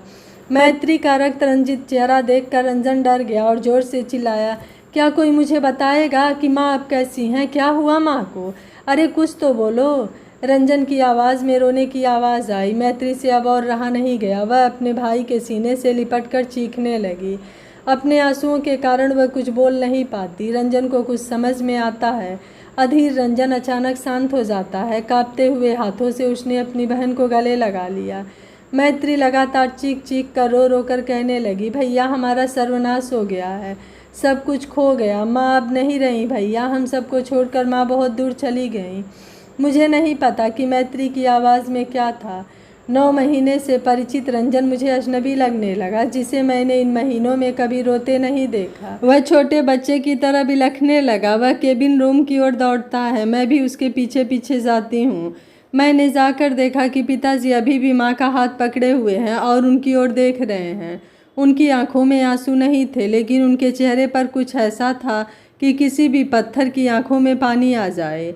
रंजन माँ के पास फर्श पर घुटनों के बल बैठ गया और माँ के दोनों पैरों को दोनों हाथों से पकड़कर खूब चूमने लगा। वह चीख चीख कर बोलने लगा, माँ ओ माँ, मुझे माफ़ मत करना माँ, मैं तेरा पापी बेटा हूँ माँ, मैं तुझे फिर कभी दुख नहीं पहुँचाऊँगा, तुम मुझे इस तरह छोड़कर मत जाओ माँ।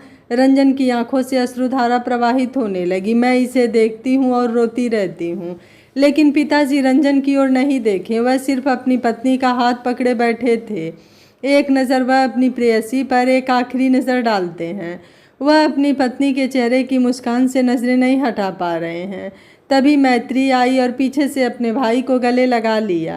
नन्हा बच्चा अचानक जाग उठा। वह शायद समझ सकता है कि उसे अब अपनी माँ की गंध नहीं मिल रही। वह बच्चा कभी नहीं समझेगा कि उसकी नींद के दौरान क्या हुआ। बच्चा भी तेज़ आवाज़ में रोने लगा। तीनों भाई बहनों की चीख पुकार से अस्पताल का माहौल भारी हो गया।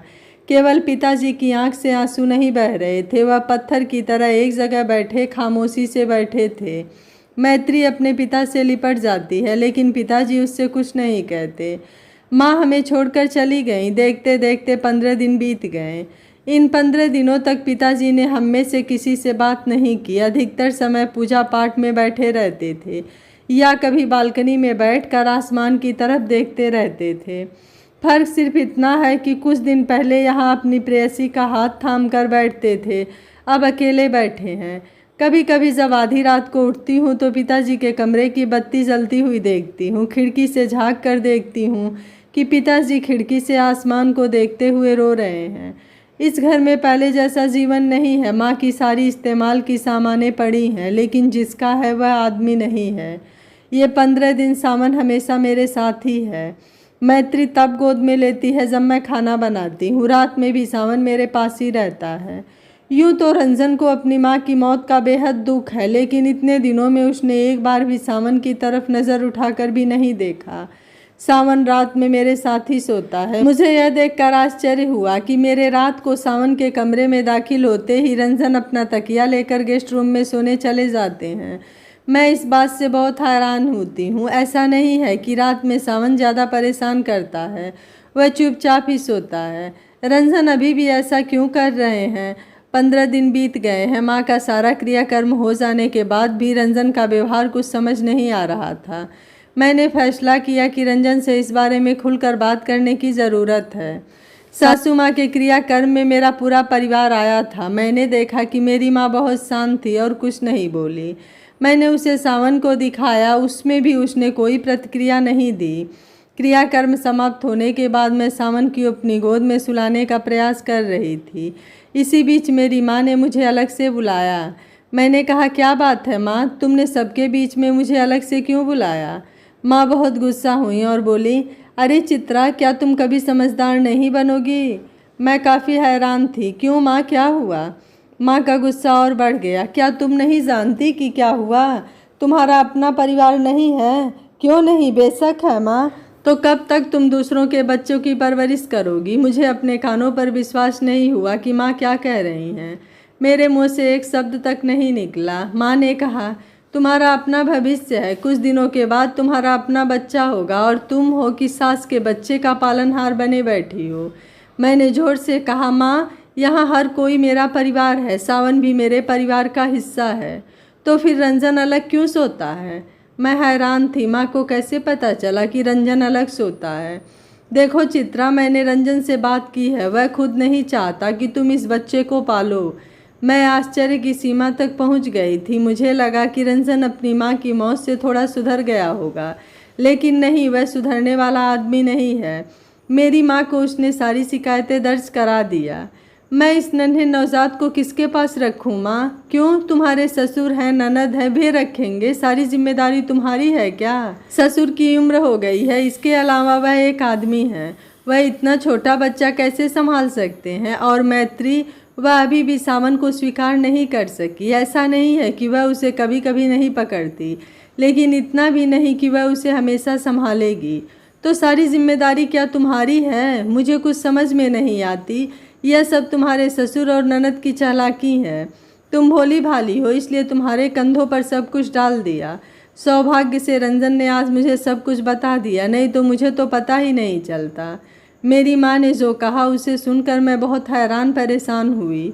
मैंने ऊंचे स्वर में कहा, माँ, तुम शायद नहीं जानती, मरने से पहले सासू माँ ने मेरा हाथ पकड़कर मुझसे सावन की देखभाल करने का अनुरोध किया कि उसे उपेक्षित नहीं करना। मैंने एक मृत्यु शैया पर पड़ी औरत से वादा किया, मैं उस वादे को ज़रूर निभाऊंगी। ठीक है, अगले 2-4 साल तक मेरे पास रहेगा, फिर जब यह बड़ा होगा तो अपने पिता के पास रहेगा, लेकिन अभी मैं इतने छोटे बच्चे को किसी और के पास नहीं रखूंगी। तो तब तक क्या रंजन अलग रहेगा? मैंने तो उसे अलग रहने के लिए नहीं कहा माँ, मैंने धीरे से कहा। माँ गुस्से से उठी और बिना कुछ कहे चली गईं। उस रात मेरा रंजन से काफ़ी झगड़ा हुआ। जैसे ही मैं सावन को लेकर कमरे में आई, रंजन ने कहा, मैं इस बच्चे को अपने कमरे में नहीं रहने दूंगा। फिर ठीक है, मैं भी इस कमरे में नहीं रहूंगी, मैं दूसरे कमरे में जा रही हूँ। सावन को दूसरे कमरे में लेकर जाते देख रंजन आग बबूला होकर पीछे से आकर मेरे हाथ को मरोड़ते हुए कहा, तुम्हारे दिमाग को ठिकाने लगाना मुझे आता है, समझी? ज़्यादा उड़ने की प्रयास मत करो। रंजन का मेरा हाथ मरोड़ने से मेरे हाथ दर्द से मानो लकवाग्रस्त हो गया। मैंने उसकी ओर देखा और कहा, आपको शर्म नहीं आती? कुछ दिन पहले ही आपकी माँ का देहांत हुआ है और आप इस तरीके की हरकत करने लगे हो। आपकी हरकतों को देखकर तो लगता है आप अपनी माँ के लिए जो आंसू बहा रहे थे वह सब एक नाटक था। रंजन गुस्से से काँप उठा और गुस्से से बोला, तुझे शर्म नहीं आती? पति को दूसरे कमरे में छोड़कर तू पराये का बच्चा पाल रही है। मैं रंजन की बातें सुनकर हैरान रह गई। पराया बच्चा? आप पराया बच्चा किसे कह रहे हो? वह आपका भाई है, आपका खून है। क्या यह बात आप भूल गए? भाई? मेरा कोई भाई भाई नहीं है और न मुझे ज़रूरत है। मुझे ऐसा भाई नहीं चाहिए जो मेरी माँ की मौत के लिए जिम्मेदार हो। मुँह संभाल कर बात कीजिए। नीच आदमियों की तरह भाषा निकालते शर्म भी महसूस नहीं हो रही है। आप एक छोटे बच्चे के बारे में इतनी बुरी बात कैसे कर सकते हो? हाँ, मैं तो एक नीच आदमी हूँ और तुम तो मदर टेरेसा हो। एक बात कान खोल कर सुन लो, मैं जैसा भी हूँ लेकिन यह बच्चा मेरी माँ की मौत के लिए जिम्मेदार है, बस। मैंने चिढ़ाने वाली मुस्कान के साथ कहा, अच्छा तो बच्चा जिम्मेदार है और आपने जो अपनी माँ को दिन ब दिन गाली दी वह कैसी है? उसकी खबर लेने तक की भी ज़रूरत नहीं समझी। आपने उसे लगातार भावनात्मक पीड़ा दी। ये व्यवहार आपकी माँ की मृत्यु के लिए जिम्मेदार नहीं है। रंजन की आंखें और चेहरा गुस्से से लाल हो गया। वह कुछ कहने ही वाला था कि पिताजी ने मुझे आवाज़ दी, बेटी सावन को लेकर बाहर आना। मैं काफ़ी हैरान थी। इन 15 दिनों तक पिताजी ने किसी से बात नहीं की। आज वह इतनी रात को अचानक आ गए। मैंने रंजन से धीमी आवाज़ में कहा, आप पिताजी के सामने कोई सीन क्रिएट नहीं करेंगे। यह कहकर मैं कमरे से बाहर आ गई। रंजन गुस्से से आग बबूला होने लगा। पिताजी, आप अभी तक सोए नहीं हैं, बहुत रात हो गई है। पिताजी ने धीरे से सावन को मुझसे ले लिया। वह उसके माथे पर एक छोटा सा चुम्बन दिए। फिर पिताजी ने मुझसे धीरे से कहा, आज से ये मेरे साथ रहेगा। मैं जानता हूँ बेटी, इतने दिन तुमने बहुत तकलीफ़ झेली है। तुम्हारी माँ के जाने के बाद से मैं खुद को संभाल नहीं पा रहा था, इसके लिए मैं तुमसे माफ़ी मांगता हूँ, लेकिन आज से ये मेरे साथ रहेगा। पिताजी की बातें सुनकर मैं शर्म से लाल हो गई। क्या इसका मतलब यह है कि पिताजी ने रंजन की सारी बात सुन ली थी? मैं पिताजी को कुछ कहने के लिए गई पर उन्होंने मुझे बोलने नहीं दिया। जाते जाते पिताजी पूछे मुड़े और बोले, हमारे लिए तुम आपस में कोई बात विवाद मत करो। माँ के अलावा एक पिता भी अपने बच्चे की परवरिश कर सकता है। मैं दरवाजे पर टेक लगाकर खड़ी हो गई। मेरी आंखों से आंसू बहने लगे। मैं मेरे कमरे में लौट आई। अब मुझे इस कमरे में रहने से नफरत होने लगी है। फिर भी मैं अपने ससुर की खातिर चुप रही। सावन को पिताजी लेकर चले गए, इसलिए साथ रंजन काफ़ी खुश नज़र आ रहे थे। रंजन ने मुझसे कहा, मैंने तुमसे बहुत पहले ही कहा था तुम मेरी पत्नी के रूप में इस घर में आई हो। मैं जो कहूँगा वह मेरे कहे के अनुसार होगा, अतिशयोक्ति मत करना। लेकिन तुमने कभी मेरी बात नहीं माननी चाहिए, क्योंकि सारे फैसले अकेले लेने की तुम्हारी फितरत है और मुझे इन सब से नफरत है। इन आदतों को बदलो। मेरे कान गुस्से से जल रहे थे। रंजन की तरफ देखते हुए मैंने रूधे स्वर में कहा, मेरी अपनी कोई राय नहीं हो सकती। मुझे आपके लिए खुद को बदलना होगा। लेकिन हाँ, मुझे यह आज कहने पर मजबूर होना पड़ रहा है कि माँ की मौत से कुछ दिन पहले तक आप दोनों भाई बहनों से मिले दर्द ने एक जीवित इंसान को आप लोगों की शांति के लिए मौत को गले लगाना पड़ा। वह जीवित नहीं रह सकी क्योंकि आप लोगों ने उन्हें कम पीड़ा नहीं दिया। आप लोगों ने घड़ियाली आंसू बहाकर माँ की मौत का भी नाटक बना दिया। यदि आप वास्तव में अपनी माँ के लिए शोक करते तो उसके जिगर के टुकड़े बेटे से इस तरह का व्यवहार नहीं करते, जो एक मासूम नासमझ दूध पीता बच्चा है। मैं जानती थी कि आप एक कठोर इंसान हो, लेकिन कभी यह एहसास नहीं हुआ कि आप उतने बुरे इंसान भी हो। रंजन ने आश्चर्य से मेरी ओर देखा। ऐसा लगता है कि वह कभी सोच भी नहीं सकता था कि मैं उनकी पत्नी, जो उसकी हर बात मानती हूँ, वह उसके आंखों में आंखें डालकर इतना कुछ कहेंगी। गुस्से में आग बबूला होकर वह करवट बदल कर सो गया। मुझे नींद नहीं आ रही थी, इसलिए बालकनी में अकेले खड़े मुझे सासू माँ की बातें याद आ गई। तुम मेरी अच्छी बेटी हो, तुम इस बच्चे को देखना, इसकी उपेक्षा मत करना, वरना मुझे कभी शांति नहीं मिलेगी। लेकिन मैं अपनी सास से किया वादा नहीं निभा सकी। जैसे ही मैं अपनी आंखें बंद करती हूँ, सासू माँ का मुस्कुराता हुआ चेहरा दिखाई देता है, जैसे वह मुझे देखकर मुस्कुरा रही हूँ। मैं आसमान की ओर देखती हूँ। मैं खुद से सोचती हूँ, क्या मैं इस परिवार को इकट्ठा रख पाने में सक्षम हूँ? रंजन, मैत्री और सावन के बीच का फासला दूर कर पाऊँगी? ससुर का मुस्कुराता चेहरा फिर से देख पाऊँगी? कैसे जो मेरे दिन कट रहे हैं, यह सिर्फ मैं ही जानती हूँ। एक और सासू माँ को दिया हुआ वचन है, तो दूसरी ओर रंजन दिन ब दिन छोटे सावन पर और हिंसक होता जा रहा है। मेरी समझ में नहीं आता कि एक बड़ा आदमी एक मासूम बच्चे पर इतना गुस्सा कैसे रख सकता है। दिन जैसे जैसे बीत रहे हैं, मुझे ऐसा लगने लगा कि रंजन सावन को अपना प्रतिद्वंदी मानने लगा है। उसके मुताबिक माँ की मौत के लिए सावन ही जिम्मेदार है। जब भी मैं इस बात का विरोध करती हूँ कि उसने सबसे बड़ा बेटा होकर भी अपनी माँ का दर्द समझने में नाकाम रहा, तब रंजन में गुस्सा नज़र आता है। मुझे कभी कभी आश्चर्य होता है। मैं समझ नहीं पाती हूँ कि ऐसे व्यक्ति के साथ मैं जीवन भर कैसे रह सकती हूँ। लेकिन मैं इस परिवार को छोड़कर भी नहीं जा सकती, क्योंकि मैंने सासू माँ को वचन दिया था कि मैं किसी भी कीमत पर उनके कलेजे के टुकड़े बच्चे को संभाल कर रखूँगी। इसी तरह वाद विवाद से दिन गुजर रहे थे। एक दिन मैं घर की साफ सफाई कर रही थी, सासू माँ की अलमारी को भी साफ कर रही थी, ज़रूरत की साड़ी और सलवार को अलग कर रही थी ताकि वह इस्तेमाल हो सके। तभी अलमारी में एक छोटी सी लकड़ी की बक्सा मिला। देखकर ऐसा लगा कि बहुत सालों से इसे खोला नहीं गया। मुझे लगा कि शायद इसमें सासू माँ की शादी की ज़ेवरात होंगी। इसे पिताजी को सौंप दूंगी। पिताजी बैंक गए हुए थे और कौतूहल बस मैं उस बक्से को खोल दी। उसमें 2 डायरी थे और कुछ पुराने फ़ोटो। उन फ़ोटो के एक तस्वीर में मेरी नज़र रुक गई। उस फ़ोटो को देखकर ऐसा लगा कि यह उस समय की फ़ोटो है। तब शायद सासू माँ नई नई दुल्हन बनी थी। लेकिन बगल में खड़े यह कौन है? यह पिताजी तो नहीं है। फिर ये कौन है? मेरी दिल की धड़कनें तेज़ हो गई थी। ऐसे लगने लगा कि कोई मेरे सर को पीट रहा है और मुझसे रहा नहीं गया।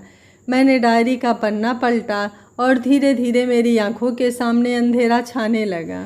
रतन चौधरी राजस्थान के सुदूर गांव में अपने मामा के पास पले बढ़े।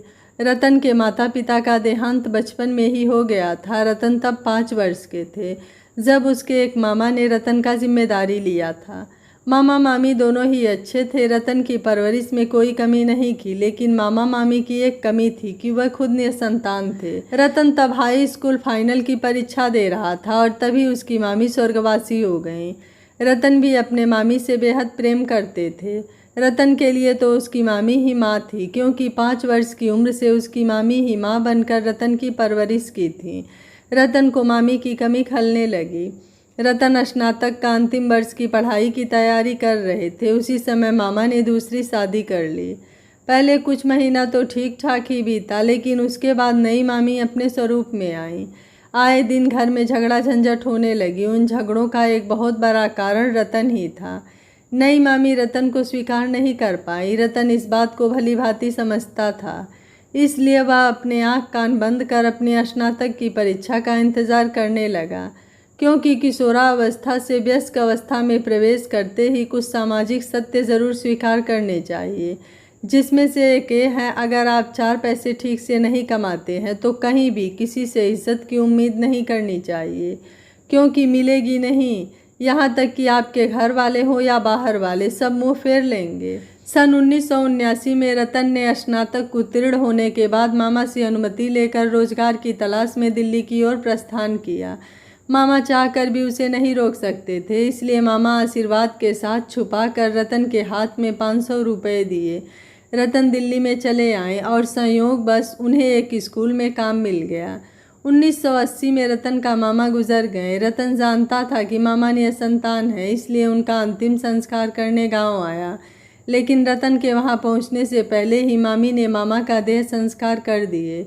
रतन दिल्ली लौट आए और विधि विधान के अनुसार मामा का अंतिम संस्कार किया। रतन का भाग्य अच्छा था, उसके स्कूल को सरकारी मान्यता मिल गई। अब वह एक सरकारी स्कूल का शिक्षक बन गए। ऐसे भी रतन काम के प्रति निष्ठावान था। व्यवहार कुशलता के कारण सभी उसकी प्रशंसक थे। रतन जिनके घर किराए पर रहते थे, उस मकान मालिक की एक लड़की थी। एक दिन मकान मालिक स्वयं अपनी लड़की का रिश्ता लेकर रतन के सामने उपस्थित हुए। रतन ने अपने बारे में उन्हें सब बताया। बचपन में माता पिता के देहांत के बाद मामा के पास पले बढ़े। अब मामा भी नहीं रहे। मकान मालिक रतन को पहले से ही पसंद करते थे। रतन की बात सुनकर वह और खुश हुए, क्योंकि बेटी को शादी कर ससुराल जाने की ज़रूरत नहीं पड़ेगी। लड़के का अपना कोई है नहीं, सोने पे सुहागा। बेटी दामाद अपने घर में ही रहेंगे। मकान मालिक ने कहा, देखो रतन, जैसे तुम्हारा कोई नहीं, वैसे मेरा भी मेरी बेटी के अलावा कोई नहीं। मेरी पत्नी को 4 साल हुए हैं गुजरे हुए। बेटी मेरी मैट्रिक तक पढ़ी है। तुम शादी के बाद यहीं रहो, मैं और कितने दिन जीऊँगा। इस घर को तुम ही संभालना। आज रात का खाना मेरे घर पर ही कर लेना और मेरी बेटी रंजना से भी मिल लेना। ज़बरदस्ती नहीं है, अगर तुम्हें मेरी बेटी पसंद होगी तो ही बात आगे करेंगे। रतन हाथों की लकीरों पर ज़्यादा भरोसा नहीं करता, क्योंकि उसे लगता है कि किस्मत उतनी ही होती है जो किसी कार्य विशेष को करने का मौका प्राप्त होती है, जो कि बहुतों को यह नहीं मिलता। रतन को यह भी पता है कि वह थोड़ा धीमा है, पर निरंतरता है। जीवन में जीतना या हारना दूसरा पहलू है, प्रथम तो लड़ना है। रतन भी यह सब कुछ सोचकर हामी भर दिया। रतन भी महसूस कर रहा था कि उसे भी एक साथी की ज़रूरत है, लेकिन उसने कभी मकान मालिक की बेटी को नहीं देखा था। स्कूल आना जाना और खुद ही खाना पकाकर खाना, इसका बाहर उसे झांकने का मौका ही नहीं मिलता था। रतन सोचता है, लड़की भले खूबसूरत न हो तो भी चलेगा, लेकिन नई मामी जैसी बिल्कुल न हो। मकान मालिक की बेटी रंजना बहुत खूबसूरत नहीं थी, लेकिन बदसूरत भी नहीं थी। ठीक ठाक साधारण सी लड़की, रंग गोरा नहीं है लेकिन काली भी नहीं है, थोड़ी शर्मीली लगती है। जो भी हो, रतन को लड़की पसंद आ गई और उन दोनों की सादा समारोह में शादी हो गई। रतन और रंजना का दाम्पत्य जीवन ठीक ही था। रंजना अच्छी थी, लेकिन वह बहुत कम बोला करती थी। शादी के साल बीतते ही रतन के घर नन्हा मेहमान आ गया। रतन चौधरी बेटे का पिता बन गए। रंजना भी माँ बनकर बहुत खुश थी। रतन कभी कभी सोचते, भगवान ने बचपन में माता पिता का साया ज़रूर छीन लिया, लेकिन पहले मामा और बाद में रंजना के रूप में पत्नी देकर सब कुछ भर दिया। सन 1983 रतन का बेटा तब करीब 1 साल का था। एक दिन काम करते हुए रंजना अचानक गिर पड़ी। संयोग से रविवार का दिन था और रतन घर पर ही थे। गिरने के बाद रंजना बेहोश हो गई। रंजना ने इसे इतनी गंभीरता से नहीं लिया। रतन ने समझा घर और बच्चा का अत्यधिक काम के दबाव में चक्कर से आ गया होगा।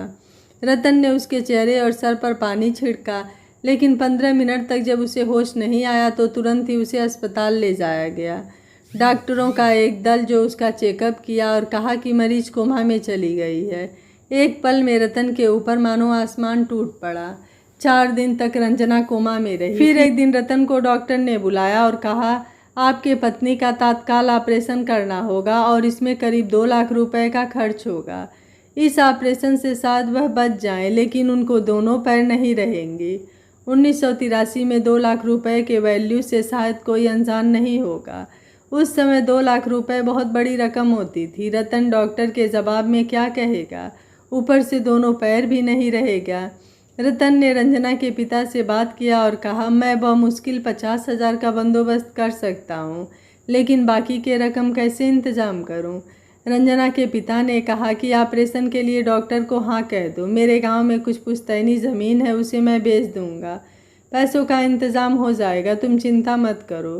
रतन ने डॉक्टर से ऑपरेशन के लिए कह दिया, लेकिन एक बात उसके मन में कचोटता रहा कि आखिर रंजना को हुआ क्या है। ऐसी कौन सी बीमारी है जो उसके लिए उसके दोनों पैर काटने पड़ेंगे और साधारण चक्कर से कोमा। आखिरकार रतन ने डॉक्टर से पूछा कि यह कौन सी बीमारी है। डॉक्टर ने कहा, गैंग्रीन। रतन इससे पहले कभी इस बीमारी का नाम नहीं सुने थे, इसलिए वह चौंक उठे और कहा, यह क्या होता है। डॉक्टर ने कहा, गैंग्रीन एक घातक बीमारी है। गैंग्रीन दरअसल एक ऐसी बीमारी है जो किसी अंग विशेष में तब हो जाती है जब उस अंग में ब्लड सर्कुलेशन पूरी तरह से खत्म हो जाता है। जब उस जगह ब्लड नहीं पहुंचता तो वह अंग मर जाता है। देखा गया है कि पैरों और हाथों में गैंग्रीन हो जाना कॉमन है। डायबिटीज़ का नियंत्रण के बाहर हो जाना कई बार इसका कारण होता है और आपकी पत्नी की अनियंत्रित हाई शुगर थी। रतन ने कहा, शुगर है? ऐसा तो मुझे पता ही नहीं और मेरी पत्नी ने कभी तबीयत खराब की कोई शिकायत भी नहीं की। डॉक्टर ने कहा, आपके पत्नी सीवियर ट्रोमा में है और अनियंत्रित हाई शुगर जिसे पेरिफेरल वैस्कुलर डिजीज कहा जाता है, इसका इलाज यही है कि वह अंग विशेष काट कर निकाल दिया जाए। गैंग्रीन दो प्रकार की होती है, ड्राई और वेट। ड्राई में इन्फेक्शन नहीं होता लेकिन वेट में इन्फेक्शन होता है। कई बार डॉक्टर कई बार हाथ या पैर में नलियां खोलने की कोशिश करते हैं लेकिन कई बार अंग विशेष को काट कर निकालना ही विकल्प रहता है। रतन को डॉक्टर की आधी बात समझ आई और आधी बात नहीं। घर में 1 साल का बच्चा और अस्पताल में पत्नी। रतन को कुछ नहीं सूझा। 6वां दिन रंजना का ऑपरेशन किया गया। डॉक्टर ने रंजना के दोनों पैर ही नहीं है, दोनों हाथ भी काट दिए। रंजना शीशे के कमरे में है। रतन शीशे की खिड़की से अपनी पत्नी को देखते और सर में हाथ पकड़े वहीं फर्श पर बैठ गए। मन ही मन सोचने लगे, भगवान इतना निष्ठुर भी हो सकता है क्या? रंजना के ऑपरेशन से एक बात यह हुई कि वह कोमा से बाहर आ गई। कभी कभी थोड़े समय के लिए होश में भी आ जाती। 8वें दिन डॉक्टर ने एक प्रकार जवाब ही दे दिया और रतन को अपनी पत्नी से मिलने की अनुमति दी। रतन एक अजीब सी मनोस्थिति लेकर अपनी पत्नी के पास जाकर खड़ा हुआ। रंजना सो रही थी। रतन सिर्फ रंजना को देख रहा था। उसका जी चाह रहा था कि अपने पत्नी के हाथ को पकड़े, लेकिन उसके हाथ भी तो नहीं। बहुत देर तक वैसे ही खड़ा रहा। फिर उसने रंजना के सर को हाथ से सहलाया।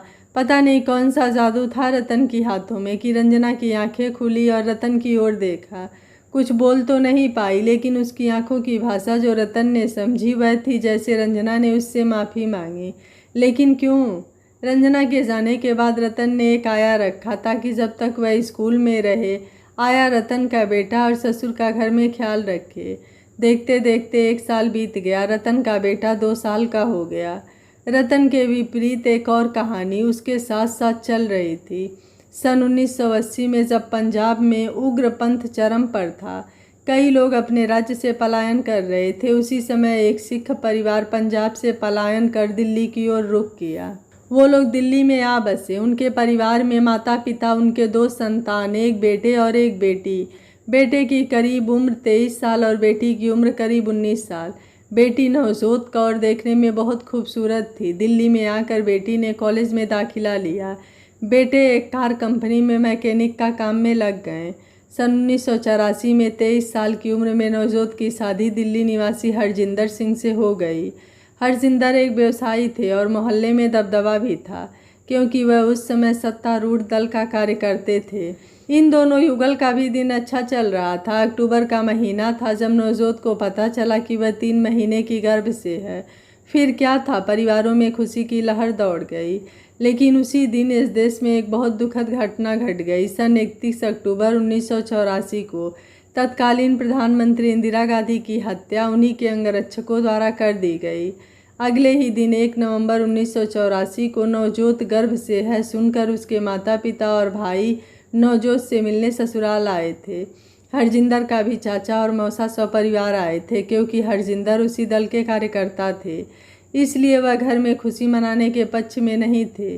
वह भी इस घटना से दुखी थे, लेकिन क्योंकि परिवार के सारे सदस्य आए थे इसलिए वे सादे समारोह में इकट्ठा बैठे खाना खा रहे थे। अचानक बाहर से लोगों की कुछ आवाज़ें आने लगी। हरजिंदर ने बाहर देखा और पीछे पीछे नवजोत भी गई, लेकिन कुछ समझ नहीं आया। गलियों में भी कभी एकदम से शोर मचने लगता, कभी सन्नाटा छा जाता। ज़मीन के नीचे तबाही मचा देने वाले भूकंप की तैयारी चल रही थी। सब कुछ गुपचुप ताकि किसी को संभलने का मौका भी न मिले। क्योंकि हरजिंदर सत्तारूढ़ दल के कार्यकर्ता थे इसलिए उसे इस साजिश का पता चल गया था, लेकिन उसे अपने दल पर भरोसा था। शाम का वक्त था। एक भीड़ आई और सबसे पहले मोहल्ले के घरों की बिजली काट दी। मोहल्ले वाले कुछ समझ पाते उससे पहले ही भीड़ ने घरों के दरवाजे तोड़ने लगे। सबके हाथ में लाठियाँ थीं। जिनके हाथ खाली थे उन्होंने जोर लगाकर हैंडपम्प के हत्थे तोड़ डाले। लोगों ने लकड़ी के दरवाजे पर सांकल चढ़ाकर पूरे घर का भारी सामान टिका दिया था ताकि दरवाज़ा देर से खुले। दूसरे रास्ते से घर की औरतें नेक दिल पड़ोसियों के यहाँ भेजी जा रही थीं। नवजोत भी एक घर में छिपा दी गई। वहीं से नवजोत सब कुछ देख रही थी। सैकड़ों की भीड़, भीड़ के सर पर खून सवार था। जिधर देखो उधर तबाही ही तबाही नजर आ रही थी। देखते ही देखते नवजोत का पूरा परिवार दंगों की भेंट चढ़ गया। नवजोत डर के मारे एक कोने में सिमटी हुई थी। उसे लग रहा था कि वह अभी बेहोश हो जाएगी। 6 फीट से भी ऊंचे जिस पिता को देखकर वो डरती थी, वो हाथ जोड़कर जान की भीख मांगते दिखे। उधर महिलाएं एक घर से निकलकर दूसरे घर भाग रही थीं। हर तरफ मारो मारो की आवाज़ें आ रही थी। कुछ लोगों ने औरतों को भी पकड़ लिया था। अचानक एक हाथ नवजोत के हाथ को पकड़ा। नवजोत को लगा अब सब कुछ खत्म हो गया, लेकिन वह हाथ ससुर के थे। ससुर ने नवजोत को लेकर भागते रहे। लगातार 2 दिन तक भागते रहे, भूखे प्यासे, कभी नाली के नीचे, कभी किसी साकरी में, लेकिन कहाँ तक भागते। दंगाइयों ने आखिरकार ससुर को पकड़ लिया। वे कभी हिंदी कभी पंजाबी में रहम की भीख मांग रहे थे, लेकिन किसी ने नहीं सुनी और नवजोत के ससुर भी दंगाइयों की भेंट चढ़ गए। नवजोत का पूरा परिवार दंगे की भेंट चढ़ चुका था। अब उसे अपना और अपने बच्चे की जान बचाने के लिए भागना था। नवजोत भागते हुए एक अनजान सी जगह पर आ गई। रात के अंधेरे में उसे कुछ समझ नहीं आ रहा था। भागते भागते उसने सामने एक घर देखा और वहां जाकर वह बेहोश हो गई। नवजोत का शरीर तो बच निकला, लेकिन दिल उसी आग में जल गया था, अपने पिता, पति, भाइयों और पूरे परिवार के साथ। 4 नवंबर को डरे सहमे कुछ मुट्ठी भर लोग जरूरत के सामान लेने घर से बाहर निकले। रतन भी बाहर निकला।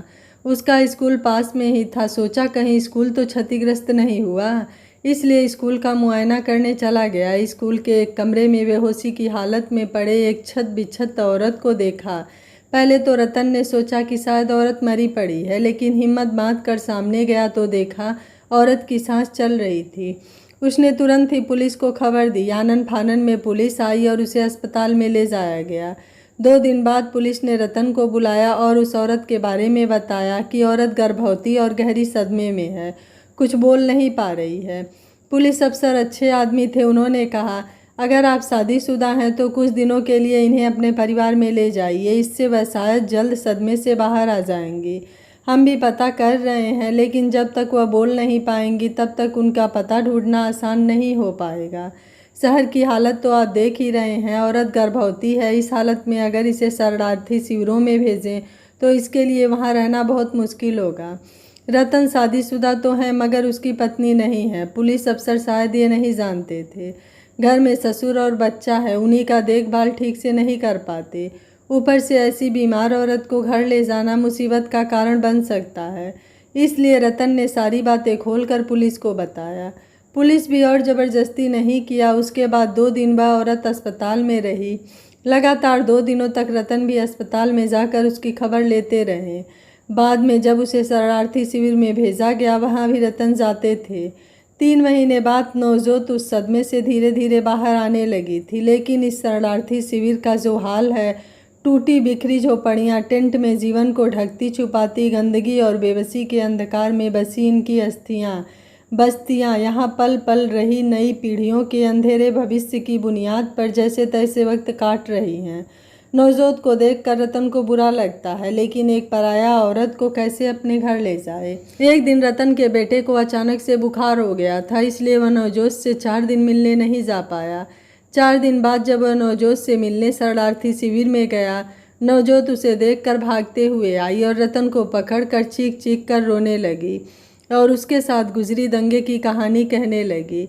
उसकी कहानी सुनकर रतन की दिल झकझोर गया। नवजोत के परिवार के 19 लोगों का कत्लेआम उसने अपनी आंखों से देखा। अब उसका सहारा देने वाला तक कोई नहीं बचा, ऊपर से गर्भवती। रतन को पता नहीं क्या हुआ। उसने नवजोत से पूछा, क्या आप मेरे साथ मेरे घर आओगी? मेरा 2 साल का एक बेटा है और एक पिता समान ससुर। नवजोत सर नीचे कर बहुत देर तक रोने लगी। रतन उसकी जवाब की प्रतीक्षा में बैठे रहा। कोई उत्तर न मिलते देख रतन शरणार्थी शिविर के कार्यालय गया और जरूरी दस्तावेजों पर हस्ताक्षर कर नवजोत को लेकर अपने घर की ओर चल पड़ा। रतन के ससुर हिंदू थे, वह एक सिख, ऊपर से गर्भवती औरत को अपने साथ अपने घर में रखने को राजी नहीं हुए। रतन उन्हें समझाने की बहुत कोशिश किए, लेकिन रतन कामयाब नहीं हुए।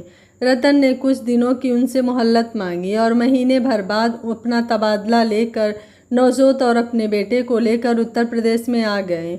फिर उन्होंने एक किराए में मकान लिया और पति पत्नी का परिचय देकर रहने लगे। रतन के 2 साल के बेटे के साथ नवजोत घुल मिल गई। शायद रतन के बेटे रंजन को पाकर और अपने कोख में पल रहे बच्चे के कारण नवजोत जीने की आस नहीं छोड़ी। रतन की पत्नी न होकर भी उसने रंजन को अपने ममता के आंचल तले समा लिया। रतन को यह देखकर सुख का एहसास हुआ कि नवजोत एक तरह से रंजन को अपना बेटा मान लिया। रंजन नवजोत को माँ कहकर पुकारने लगा, लेकिन नवजोत के दिमाग से दंगे की घाव पूरी तरह से नहीं मिटा था। रात में सोते हुए वह चीख चिल्ला कर उठ जाती थी। कई बार रोने की आवाज़ से रतन की नींद खुलती तो वह देखता नवजोत किसी कोने में बैठकर रोती मिलती। कुछ महीनों बाद नवजोत ने एक बेटी जन्मी। रतन की वफादारी और नवजोत का भरोसा ने उन दोनों का परिवार सही तरीके से चल पड़ी। जबकि समाज की नज़र में भले ही वह पति पत्नी थे, लेकिन असल ज़िंदगी में वह सिर्फ एक मित्र थे। रंजन और मैत्री बड़े होने लगे और रतन और नवजोत का प्रेम भी। मोह और क्रोध विपरीत पहलू है एक ही घटना के, और यह जो लोभ है हमारे भीतर दूसरे की तलाश की। इस दूसरे की तलाश में हमारी जो शक्तियों का नियोजन है उसका ही नाम काम है। रतन और नवजोत का प्रेम शुद्ध था, जहाँ न मोह था और न ही क्रोध। रतन नवजोत के बिना अधूरे थे और नवजोत रतन के बिना। सच तो यह है कि रतन और नवजोत एक दूसरे के विपरीत नहीं है, इसीलिए उन्होंने अपनी बेटी का नाम ही मैत्री रखा। अचानक पीछे से आवाज़ आई, बेटी। पीछे से आवाज़ सुनते ही चित्रा वास्तविकता की दुनिया में वापस आई।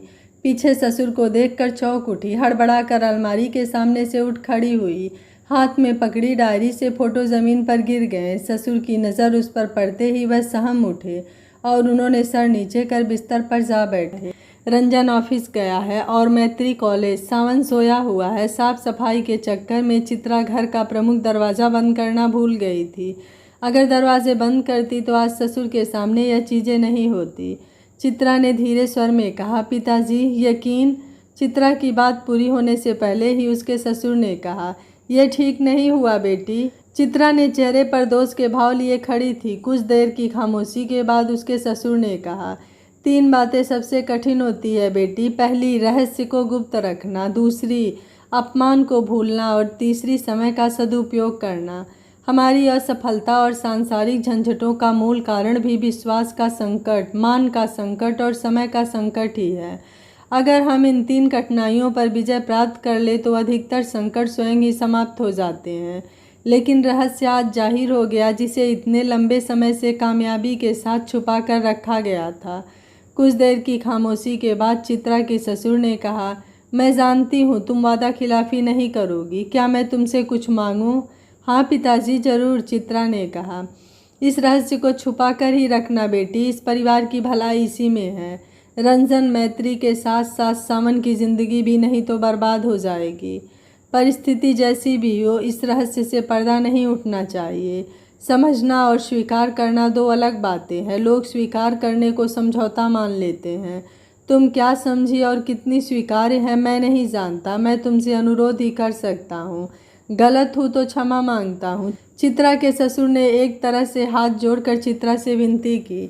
चित्रा ने धीरे कदम से ससुर की तरफ बढ़ी और उनका चरण छूते हुए कहा, आप मुझ पर यकीन कर सकते हैं पिताजी, और आप गलत नहीं हैं, हो भी नहीं सकते। चित्रा के ससुर ने उसके सर पर हाथ रखा और कहा, मुझे जीवन में कुछ लोग अच्छे मिले, मेरे मामा मामी, रंजन की माँ, लेकिन तुम और तुम्हारी सास मेरी ज़िंदगी का अनमोल उपहार हो जो मुझे ईश्वर ने दिया। अलमारी के तहखाने में सारे चीज़ों को रख कर चित्रा कमरे से बाहर आई। रसोई की, सावन को खिलाया, अपने ससुर को भी खाना परोसा। दोपहर में सारे काम निपटा कर सावन को गोद में लिए सुला रही थी चित्रा, लेकिन उसकी मन ध्यान सासू माँ के अतीत से बाहर आना नहीं चाहता। चित्रा सोचती है, बिना विवाह के सास ससुर इतनी सफल जिंदगी कैसे जिए? न क्षोभ न शिकायत, तो क्या विवाह के बंधन में कहीं न कहीं मित्रता का बंधन छूट जाता है? चित्रा सोचती हुई एक जगह पर अटक जाती है। उसकी गणना एक जगह पर मेल नहीं खा रही है। सास ससुर का जब पूरी जिंदगी बिना काम वासना के गुजरी तो सासू माँ गर्भवती कैसे हुई? चित्रा जानती है इसका उत्तर जब तक उसे नहीं मिलेगा उसे चैन नहीं मिलेगा। उसने तय किया कल जब रंजन और मैत्री घर से निकल जाएगी तो वह पिताजी से पूछेगी। दिन सुबह जब सभी अपने काम पर निकल गए, चित्रा ने चाय बनाई। सावन ससुर जी के पास ही सोया था। हाथ में चाय लेकर चित्रा ससुर के कमरे में आई। पिताजी कहकर पुकारते ही ससुर उठ बैठे। चित्रा पहले तो इधर उधर की बातें की, फिर वह चुप हो गई। उसे समझ ही नहीं आ रहा था कि पिताजी से इस बारे में कैसे बात करे। शायद उसके ससुर को कुछ अंदेशा हुआ, इसलिए उन्होंने ही पूछा, बेटी तुम कुछ कहना चाहती हो? हाँ पिताजी, पर सोच रही हूँ कहीं आप गलत न समझे। नहीं नहीं, पूछो, तुम मेरी बहू नहीं बेटी हो, तुम मुझसे कुछ भी पूछ सकती हो। चित्रा ने पहले थोड़ा झिझकी, फिर कहा, पिताजी आप समाज के नज़र में भले ही पति पत्नी थे, लेकिन असल में आप पति पत्नी नहीं थे। फिर सावन कैसे आया? चित्रा की बात सुनकर कुछ देर ससुर खामोश रहे और फिर उन्होंने कहा, हम सही मायने में एक दूसरे से बहुत प्रेम करते थे। ऐसा नहीं कि मेरे दिमाग में शादी की बात नहीं आई थी, लेकिन हम दोनों में उम्र का एक बड़ा फासला था और उससे भी बड़ी बात, मैं डरता था कि कहीं शादी की जिक्र से तुम्हारी माँ को बुरा न लगे और हमारे हंसते खेलते परिवार में कोई विच्छेद न आ जाए। हम दोनों बहुत खुश थे जब तुम्हारी और रंजन की शादी पक्की हो गई। कॉलेज के समर कैंप के लिए मैत्री 2 दिन के लिए गई थी और रंजन अपने ऑफिस के दोस्तों के साथ 3 दिन के लिए घूमने गया था। मेरा और रंजना की शादी के दिन को ही तुम्हारी माँ हमारे शादी की सालगिरह मनाती थी। पहले मैं मना किया था, पर तुम्हारी माँ ने ही कहा था, बच्चे बड़े हो रहे हैं, हमारी शादी की सालगिरह से बच्चे खुश हो जाएंगे और बहुत सारे सवाल छुप जाएंगे। तुम्हारी माँ सही कहती थी, बच्चे हमारे सालगिरह मनाते थे, होटल से खाना मंगवाते थे, मेरे लिए नहीं लेकिन अपने माँ के लिए कुछ न कुछ उपहार ज़रूर लाते थे। रंजन और मैत्री का उसकी माँ के साथ लगाव मुझसे कहीं अधिक था। तुम्हारी सास एक सिख होते हुए भी कभी किसी को समझने नहीं दी। उसका त्याग देखकर कभी कभी मैं हैरत में पड़ जाता था। फिर एक सन्नाटा, शायद चित्रा के ससुर यादों को संजो रहे थे। ससुर जी की आंखें छलक रही थी। ससुर खुद को संभालते हुए बोले, शादी की सालगिरह था। रंजन और मैत्री सुबह सुबह फ़ोन कर माँ को सालगिरह की मुबारकबाद दिए थे। उस दिन शाम को तुम्हारी सासू माँ दुल्हन की वेशभूषा में मेरे सामने आई। पहले तो मैं उन्हें देखकर चौंक गया। उन्होंने मेरे पाँव छुए और कहा, मैं सुहागिन मरना चाहती हूँ, क्या आप मुझसे शादी करोगे? मैं ऐसी बात सुनने के लिए तैयार नहीं था। मुझे खामोश देखकर वह बोली कि मैं 20 साल से इंतज़ार कर रही थी कि आप शायद बोलेंगे, लेकिन आप कभी बोले नहीं। मैं उसकी बात सुनकर अफसोस कर रहा था और हम दोनों ही रो रहे थे। इतनी बड़ी चूक मुझसे कैसे हो गई? वह दिन हमारा शादी भी था और मिलन की रात भी, लेकिन यह कल्पना नहीं किया था कि सावन आ जाएगा।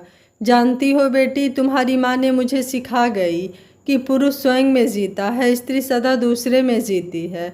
कभी वह बेटे में जीती है, कभी पति में जीती है, पर सदा दूसरे में जीती है। उसका संतान प्रसन्न तो वह प्रसन्न है। पुरुष दूसरे में नहीं, अपने में जीता है। स्त्री का त्याग पुरुष से ज़्यादा है। मैं तो मानता हूँ परमात्मा स्त्री में होते हैं। बेटी, तुम्हें तुम्हारे सारे सवालों का जवाब मिल गया है, सही गलत जो भी है, पर मेरी विनती है, यह कहानी आज यहीं ख़त्म होनी चाहिए। मैंने ससुर जी से वादा किया कि ठीक है, यह एक बेटी का वचन है अपने पिता से कि यह बात कभी बाहर नहीं आएगी। दिन ऐसे ही बीतते रहे थे। नन्हा सावन अब 6 महीने का हो गया है। मैं हैरान हूँ कि पिताजी ने इस उम्र में भी एक छोटे बच्चे की देखभाल का भार कैसे अपने कंधों पर लेकर सुचारू रूप से कर रहे हैं। गीले डायपर बदलने से लेकर खिलाने तक का सारा काम वही करते हैं। रंजन घर पर नहीं रहता तो मैं भी पिताजी की मदद करती हूँ, लेकिन ज़्यादातर काम पिताजी ही करते हैं। ऐसा नहीं है कि मुझे रंजन के गुस्से का डर है, लेकिन वह गुस्सा हो जाने से भद्दी भाषा में झगड़ने लगता है। मैं नहीं चाहती कि पिताजी उस उम्र में ऐसे शब्द को सुनकर दुखी हों। मैं पिताजी से अब सासू माँ के बारे में बात नहीं करती, क्योंकि मैं नहीं चाहती कि वह अपनी प्यारी पत्नी को खोने के दर्द के बारे में ज़्यादा सोचें। इसलिए जब तक रंजन घर पर रहता है, मैं अपने काम निपटा कर कमरे में चुपचाप बैठी रहती हूँ। जब वह चला जाता है तो मैं पिताजी की यथासंभव मदद करती हूँ। लेकिन ननद धीरे धीरे काफ़ी बदल गई हैं। पहले तो वह अपनी माँ की मौत से बहुत टूटी हुई थी, लेकिन अब वह सावन से बहुत प्यार करने लगी हैं। जब तक कक्षाएं होती हैं मैत्री कॉलेज में रहती हैं, उसके बाद सीधे घर लौट आती है। पहले वह कैंपस में बैठ अपने दोस्तों के साथ गप मारा करती थी, अब ऐसा नहीं करती। रात में सावन को अपने पास ही रखती है और ऐसे में सावन को पसंद न करने का कोई कारण नहीं है। इतना शांत बच्चा बहुत कम देखने को मिलता है। शायद वह बच्चा समझ गया था कि इस दुनिया में उसकी माँ नहीं है और माँ के बिना दुनिया बच्चों के लिए अनुकूल जगह नहीं है।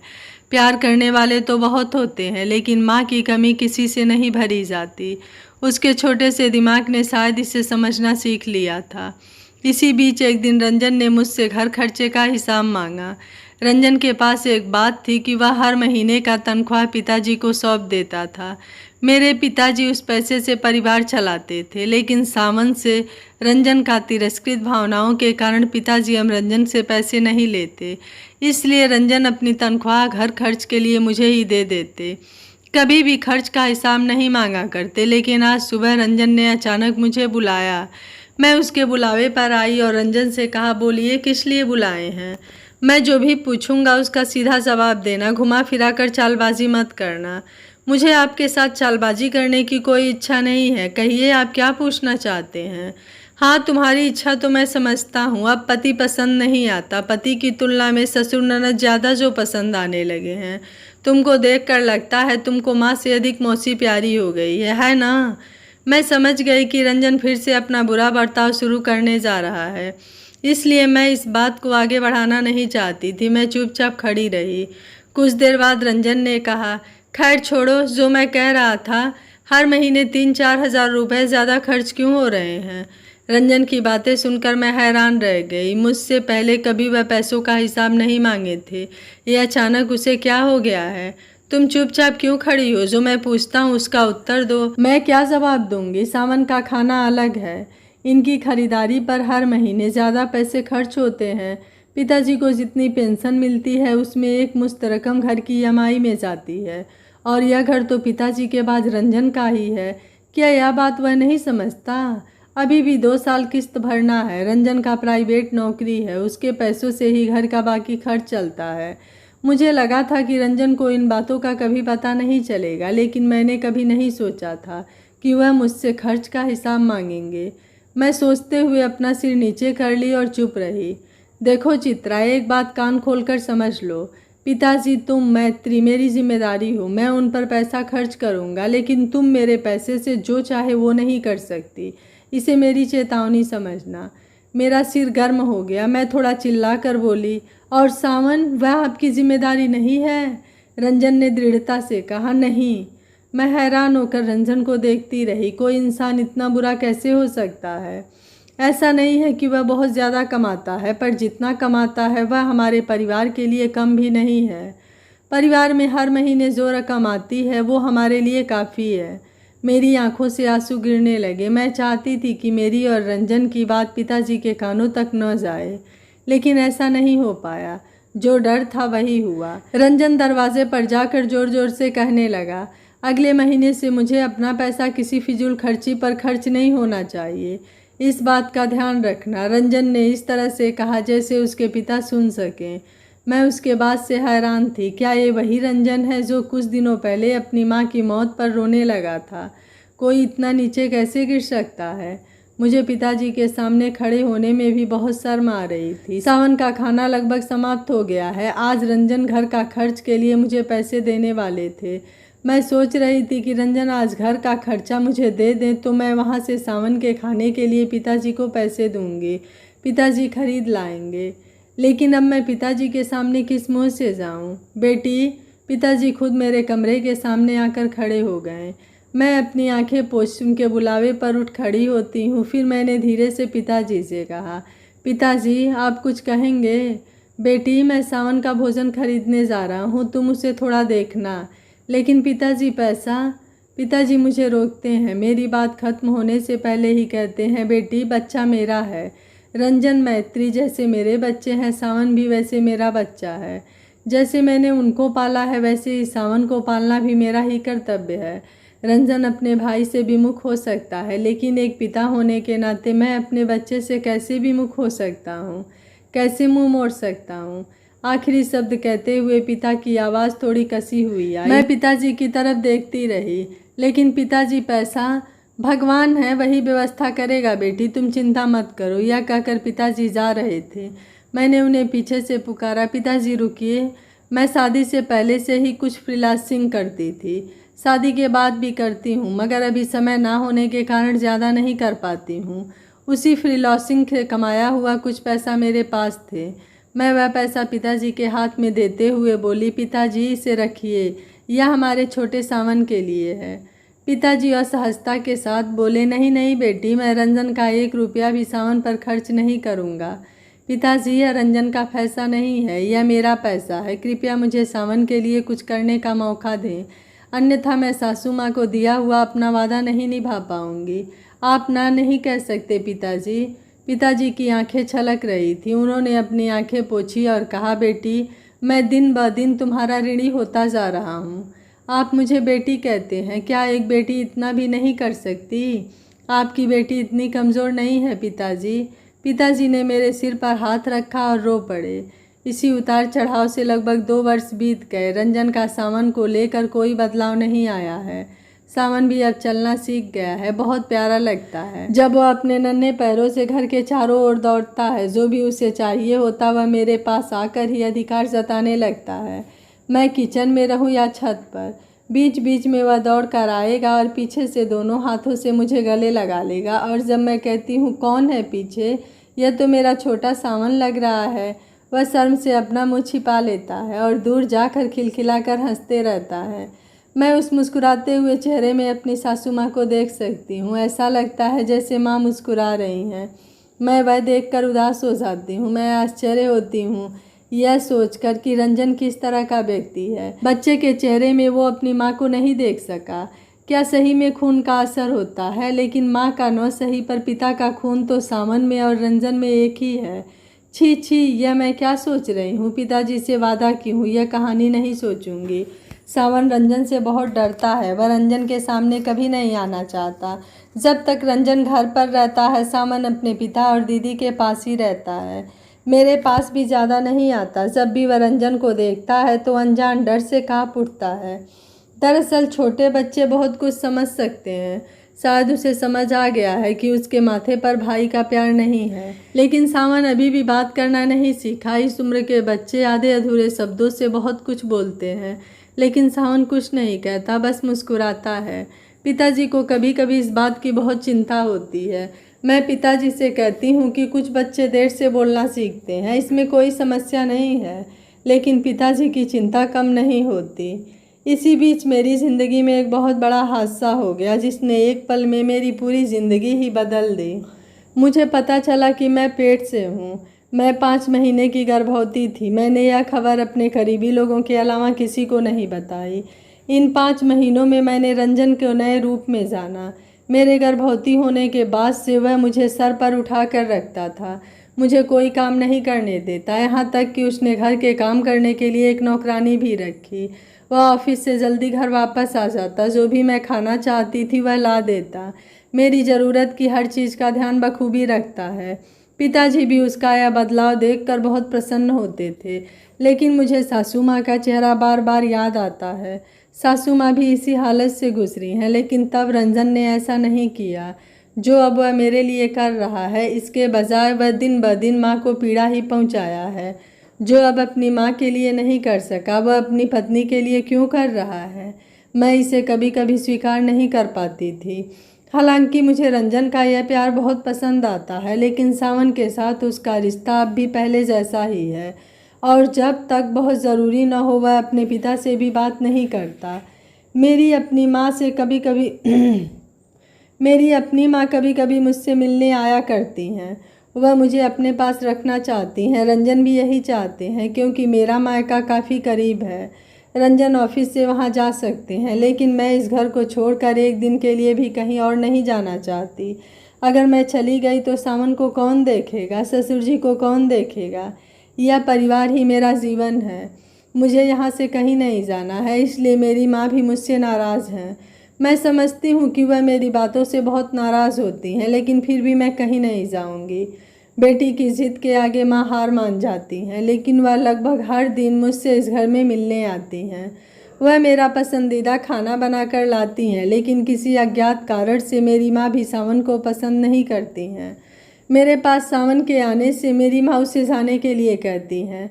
आखिरकार एक दिन मैंने अपनी माँ से कहा, माँ, जब भी सावन मेरे पास आता है तो तुम ऐसा क्यों करती हो? वह तुम्हें परेशान तो नहीं करता है? माँ ने गुस्से से कहा, अब तुम्हारा बहुत नाजुक समय है। एक छोटी सी गलती इस समय कुछ भयानक हो सकती है। छोटा बच्चा है, उससे खेलते खेलते कब चोट लग जाएगी, कोई ठीक है?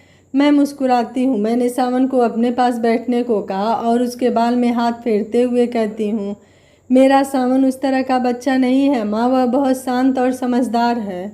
माँ कुछ नहीं कहती, सिर्फ मुझे गुस्से से देखती हैं। एक दिन सुबह मैं रंजन के ऑफिस जाने के बाद रोज की तरह छत पर कपड़े सुखाने गई।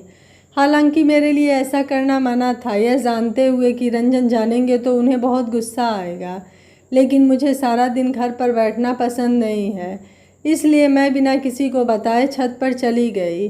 सावन भी मेरे पीछे पीछे आया। मैं कपड़ों को सुखाने के लिए रस्सी पर टांग रही थी और सावन छत पर खेल रहा था। मैंने देखा नहीं कि मेरे पास एक ईंट का टुकड़ा पड़ा था। अचानक मेरा पैर उस पर पड़ा और मैं अपना संतुलन खोकर गिर पड़ी। मैं दर्द से चीख पड़ी। दूर सावन खेल रहा था, उसने मेरी चीख सुनी और दौड़ता हुआ मेरे पास आया। दर्द ऐसा था कि लगा जैसे मैं किसी भी क्षण मरने वाली हूँ। सावन मुझे देखकर डर गया और वह कांपने लगा। मैं पिताजी और मैत्री को जोर जोर से पुकारने लगी, लेकिन मेरी चीखें दूसरी मंजिल से नीचे की मंजिल तक नहीं पहुंच पा रही थीं। मुझे नहीं सूझा अब क्या करना है। मेरा शरीर दर्द से जैसे लकवाग्रस्त हो गया। मेरे पास उठने की भी ताकत नहीं थी। मैंने बस सावन को देखा और कहा, सावन, मुझे लगता है कि मैं अब और नहीं जी पाऊंगी। पता नहीं उस बच्चे ने क्या समझा, जिस बच्चा का पिछले 2 साल से जुबान नहीं खुला था। हम उसका बात न करने से चिंतित थे और इतनी समय तक नहीं बोल पाता था। वह गगनभेदी आवाज़ के साथ चिल्लाया, माँ! सावन की पुकार सुनकर मैं सन्न रह गई। मेरी आंखों से आंसू गिरने लगे। फिर सावन का चेहरा धीरे धीरे ओझल होते गया। उसके बाद क्या हुआ मुझे पता नहीं, क्योंकि मैं बेहोश हो गई। जब मुझे होश आया तो मैंने खुद को अस्पताल में पाया। मेरे शरीर दर्द से लकवाग्रस्त हो गया था। मैं अपने हाथ पैर भी नहीं हिला सकती थी। मैं अपनी माँ को सामने खड़ी रोते हुए देखी। रंजन मेरे पास बैठा था। उसकी आंखें सूजी हुई थी। लगता है वह भी रोया है। मैत्री उसके पास खड़ी है और वह भी रो रही है। और पिताजी दरवाजे पर खड़े हैं नन्हे सावन के साथ। मैंने एक बार सबको नज़र घुमा कर देखा। समझ में नहीं आ रहा था कि सब क्यों रो रहे हैं। मुझ में बोलने की ताकत नहीं थी। फिर भी मैंने बड़ी मुश्किल से धीरे से कहा, क्या हुआ, आप सब क्यों रो रहे हैं? मेरी बातें सुनकर मेरी माँ और ज़ोर ज़ोर से रोने लगी। भगवान ने ऐसा क्यों किया मेरी बेटी के साथ? मैं माँ की बात कुछ नहीं समझी। अचानक मुझे अपने पेट में तेज़ दर्द महसूस हुआ और मेरी छाती डर से कांप उठी। मैं अपनी पूरी ताकत से चिल्लाई, मेरा बच्चा कहाँ है? ओ माँ, मेरा बच्चा कहाँ है? किसी ने कुछ नहीं सुना। सभी रोने लगे। मैंने अपने ससुर की ओर देखा कि वह भी रो रहे थे। इतने लंबे समय तक चुप रहने के बाद मैं अब और चुप नहीं रह सकती थी। सलाइन की सुई नोचकर मैं उठने ही वाली थी कि रंजन ने आकर मुझे रोक लिया। रोते हुए मुझसे कह रहे थे, हमारा मासूम बच्चा पंछी बन गया चित्रा। मैं स्तब्ध हो गई। यकीन नहीं हो रहा था। मुझे ऐसा लगता है कि मैं नींद में हूँ और कोई सपना देख रही हूँ। नींद से उठते ही सपना टूट जाएगी और सब कुछ सामान्य हो जाएगा। सभी परिवार के लोग रो रहे हैं। मुझे ऐसा लग रहा है कि चारों ओर अंधेरा हो रहा है। मैं ज़ोर ज़ोर से सांस लेने लगी। रंजन ने आकर मेरा सिर अपने सीने से लगा लिया। ऐसा लगता है कि पूरी दुनिया मेरे सामने घूम रही है। यह क्या हो गया? क्यों हुआ? ऐसा तो होना नहीं था। मैं और बर्दाश्त नहीं कर सकती थी। मैं चिल्ला चिल्ला कर रोने लगी। मैंने रोते हुए रंजन को गले से लगाया। रंजन ने रोते हुए मुझसे कहा, चित्रा, शांत हो जाओ, ऐसा मत करो प्लीज़, तुम्हारी तबीयत और बिगड़ जाएगी। रंजन मुझे समझाने लगे, लेकिन मुझे कुछ सुनाई नहीं दे रहा था। मुझे ऐसा लग रहा था कि मेरी सांसें रुकने वाली हैं। मैं तो कभी किसी को नुकसान नहीं पहुंचाई, फिर मेरे साथ ऐसा क्यों हुआ?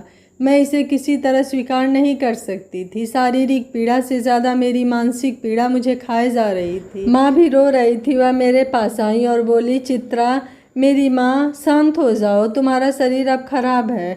यदि तुम ऐसा करोगी तो तुम्हारी तबीयत और बिगड़ जाएगी। डॉक्टर ने तुम्हें किसी भी तरह से उत्तेजित होने से मना किया है। लेकिन किसी भी तरह मेरी चीखें नहीं रुक रही थी। अचानक माँ पुकार सुनकर मेरी चीखें बंद हो गई। अपने नन्हे से सावन अपने कोमल हाथ से मेरी उंगलियों को छूते देखकर मैं हैरान रह गई। सावन कितनी प्यार से पुकारता है, माँ। उस पुकार को सुनकर मेरे अंतर मन में जैसे समुद्र मंथन हो रही है। रंजन ने आज सावन से कुछ नहीं कहा। मैत्री ने उसे अपने पास बिठा लिया। मैं उसे चौड़ी आंखों से देखती रही और सावन भी मुझे देख रहा था। मैत्री ने कहा, भाभी, आज अगर सावन नहीं होता तो पता नहीं क्या हो जाता। पिताजी ने उसे रोकते हुए कहा, मैत्री, अभी नहीं, अभी ये सब बातें कहने की ज़रूरत नहीं है। वह पहले ठीक हो जाए, ये बातें बाद में कहना। मैं अपने ससुर को देखती रही। नहीं पिताजी, बताइए क्या हुआ था, मैं सुनना चाहती हूँ। चित्रा ने जब मैत्री से पूछा कि उस दिन क्या हुआ, मुझे बताओ, तो फिर मैत्री ने कहा, भाभी, मैं अपने कमरे में थी और पिताजी भी अपने कमरे में। अचानक से सावन नीचे आया और चिल्लाने लगा। मैं और पिताजी उसके पास दौड़े। हमेशा इतना शांत रहने वाला बच्चा अचानक ऐसा क्यों कर रहा है? हमने सोचा कि शायद उसका शरीर खराब है। हम बेचैन हो गए। पिताजी उससे बहुत कुछ पूछते हैं, उसे कहाँ दर्द हो रहा है या क्या हुआ है। वह कुछ नहीं बोल पा रहा था, बस चिल्लाता रहता और अपनी उंगलियों से सीढ़ियों की ओर इशारा कर रहा था। हमें भी कुछ समझ नहीं आ रहा था। तभी अचानक वह कहने लगा, माँ, माँ, और छत की ओर उंगली से इशारा करता रहा। हम दंग रह गए। उसका माँ पुकारते हुए सुनकर कुछ देर तक मुझे समझ नहीं आया वह क्या कह रहा है। फिर अचानक मुझे याद आया कि आप उसके साथ छत पर गई थी और इतनी चीख चिल्लाना सुनकर भी अभी तक आप क्यों नहीं आई। मैं तुरंत पिताजी के साथ छत पर पहुंची और वहाँ मैंने आपको बेहोश देखा। पिताजी ने तुरंत आपको उठा लिया, ऑटो मंगाई और फिर आपको अस्पताल में भर्ती कराया गया। मैत्री थोड़ा रुकी। उसके हाथ पैर अभी भी कांप रहे थे। मैं सावन की ओर देखती हूँ, वह भी मुझे देख रहा है। मैत्री फिर कहती है, जानती हो भाभी, डॉक्टर ने कहा कि अगर आपको लाने में थोड़ी देर हो जाती तो आपकी जान पर खतरा था। भगवान का शुक्र है कि सावन ने इतनी कम उम्र में समझदारी से काम लिया। मेरे मुंह से शब्द नहीं निकल रहे थे। मैं रंजन को देखती हूँ, वह मेरे बगल में सिर झुकाए खड़ा है। मैंने धीरे से सावन से कहा, तुमने मुझे किस नाम से पुकारा? क्या तुम मुझे फिर उस नाम से पुकारोगे? सावन रंजन की ओर डर से देखता है लेकिन कुछ नहीं कहा। मैंने सावन से फिर कहा, पुकारोगे मुझे उसी नाम से जिस नाम से मुझे पुकारा था? सावन धीरे से कहता है, माँ। मेरा सीना काँप उठा। मैं चिल्ला कर रोई। मैत्री आती है और सावन के सिर पर हाथ रख कर कहती है, माँ नहीं सावन, भाभी माँ कहो। वह आज से तुम्हारी भाभी माँ है। इतनी बड़ी शब्द थोड़े ना कह पाएगा वो। सावन ने मैत्री की ओर देखा। इतना कठिन शब्द उसे समझ में नहीं आया। सावन ने फिर से मेरी ओर देखा और कहा, माँ, माँ। मैंने उसे दोनों हाथों से गले लगाया और रोती रही। सासू माँ ने मुझे जीवन के सबसे अच्छे उपहारों में से एक देकर गई हैं। सावन अब पूरे दिन भर मेरे आसपास ही घूमता है और मामा पुकारता रहता है। मैत्री जितना उसे कहती है, सावन माँ नहीं भाभी माँ बोलो, सावन उतना ही मामा चिल्लाते रहता है।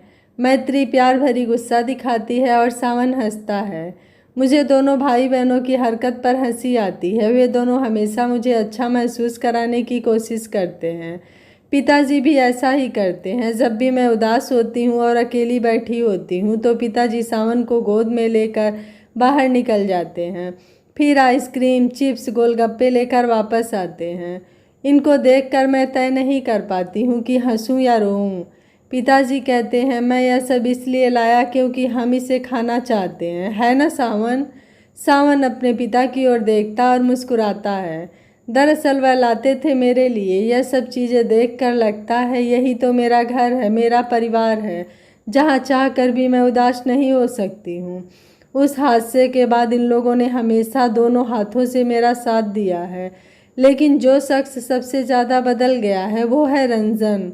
उस घटना के बाद सावन पर उनका गुस्सा आश्चर्यजनक रूप से कम हो गया है, लेकिन वह इस कमजोरी को कतई नहीं समझने देते हैं। रंजन इन दिनों कभी कभी छिपकर सावन को खेलते हुए देखता है। कभी कभी जब मैं सामने आ जाती हूँ तो वह जल्दी से हट जाता है और कहता है, मैं इधर से जा रहा था और क्या।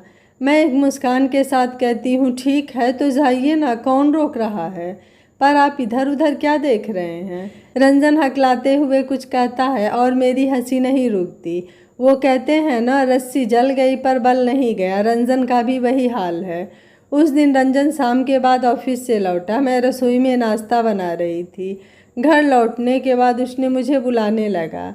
उसके सामने आते ही मेरी आंखें खुली की खुली रह गई। रंजन ने बहुत सारे बच्चों के खिलौने ले आया था। खिलौना में कार, गुब्बारे, बैट बॉल और भी कई चीज़ें हैं। मैं अपने सिर पर हाथ धरे बैठ गई। इतने सारे खिलौने, यह क्या हुआ उसको? तबीयत तो ठीक है उसकी? मैं रंजन के सामने गई और उसे देखती रही। मुझे इस तरह देखकर रंजन ने नज़रें फेर ली। मेरी आंखों में आंखें भी डाल नहीं पा रहा था। वह बिना तैयारी के इधर उधर की बात करना शुरू कर देता है और थोड़ा भ्रमित भी हो जाता है।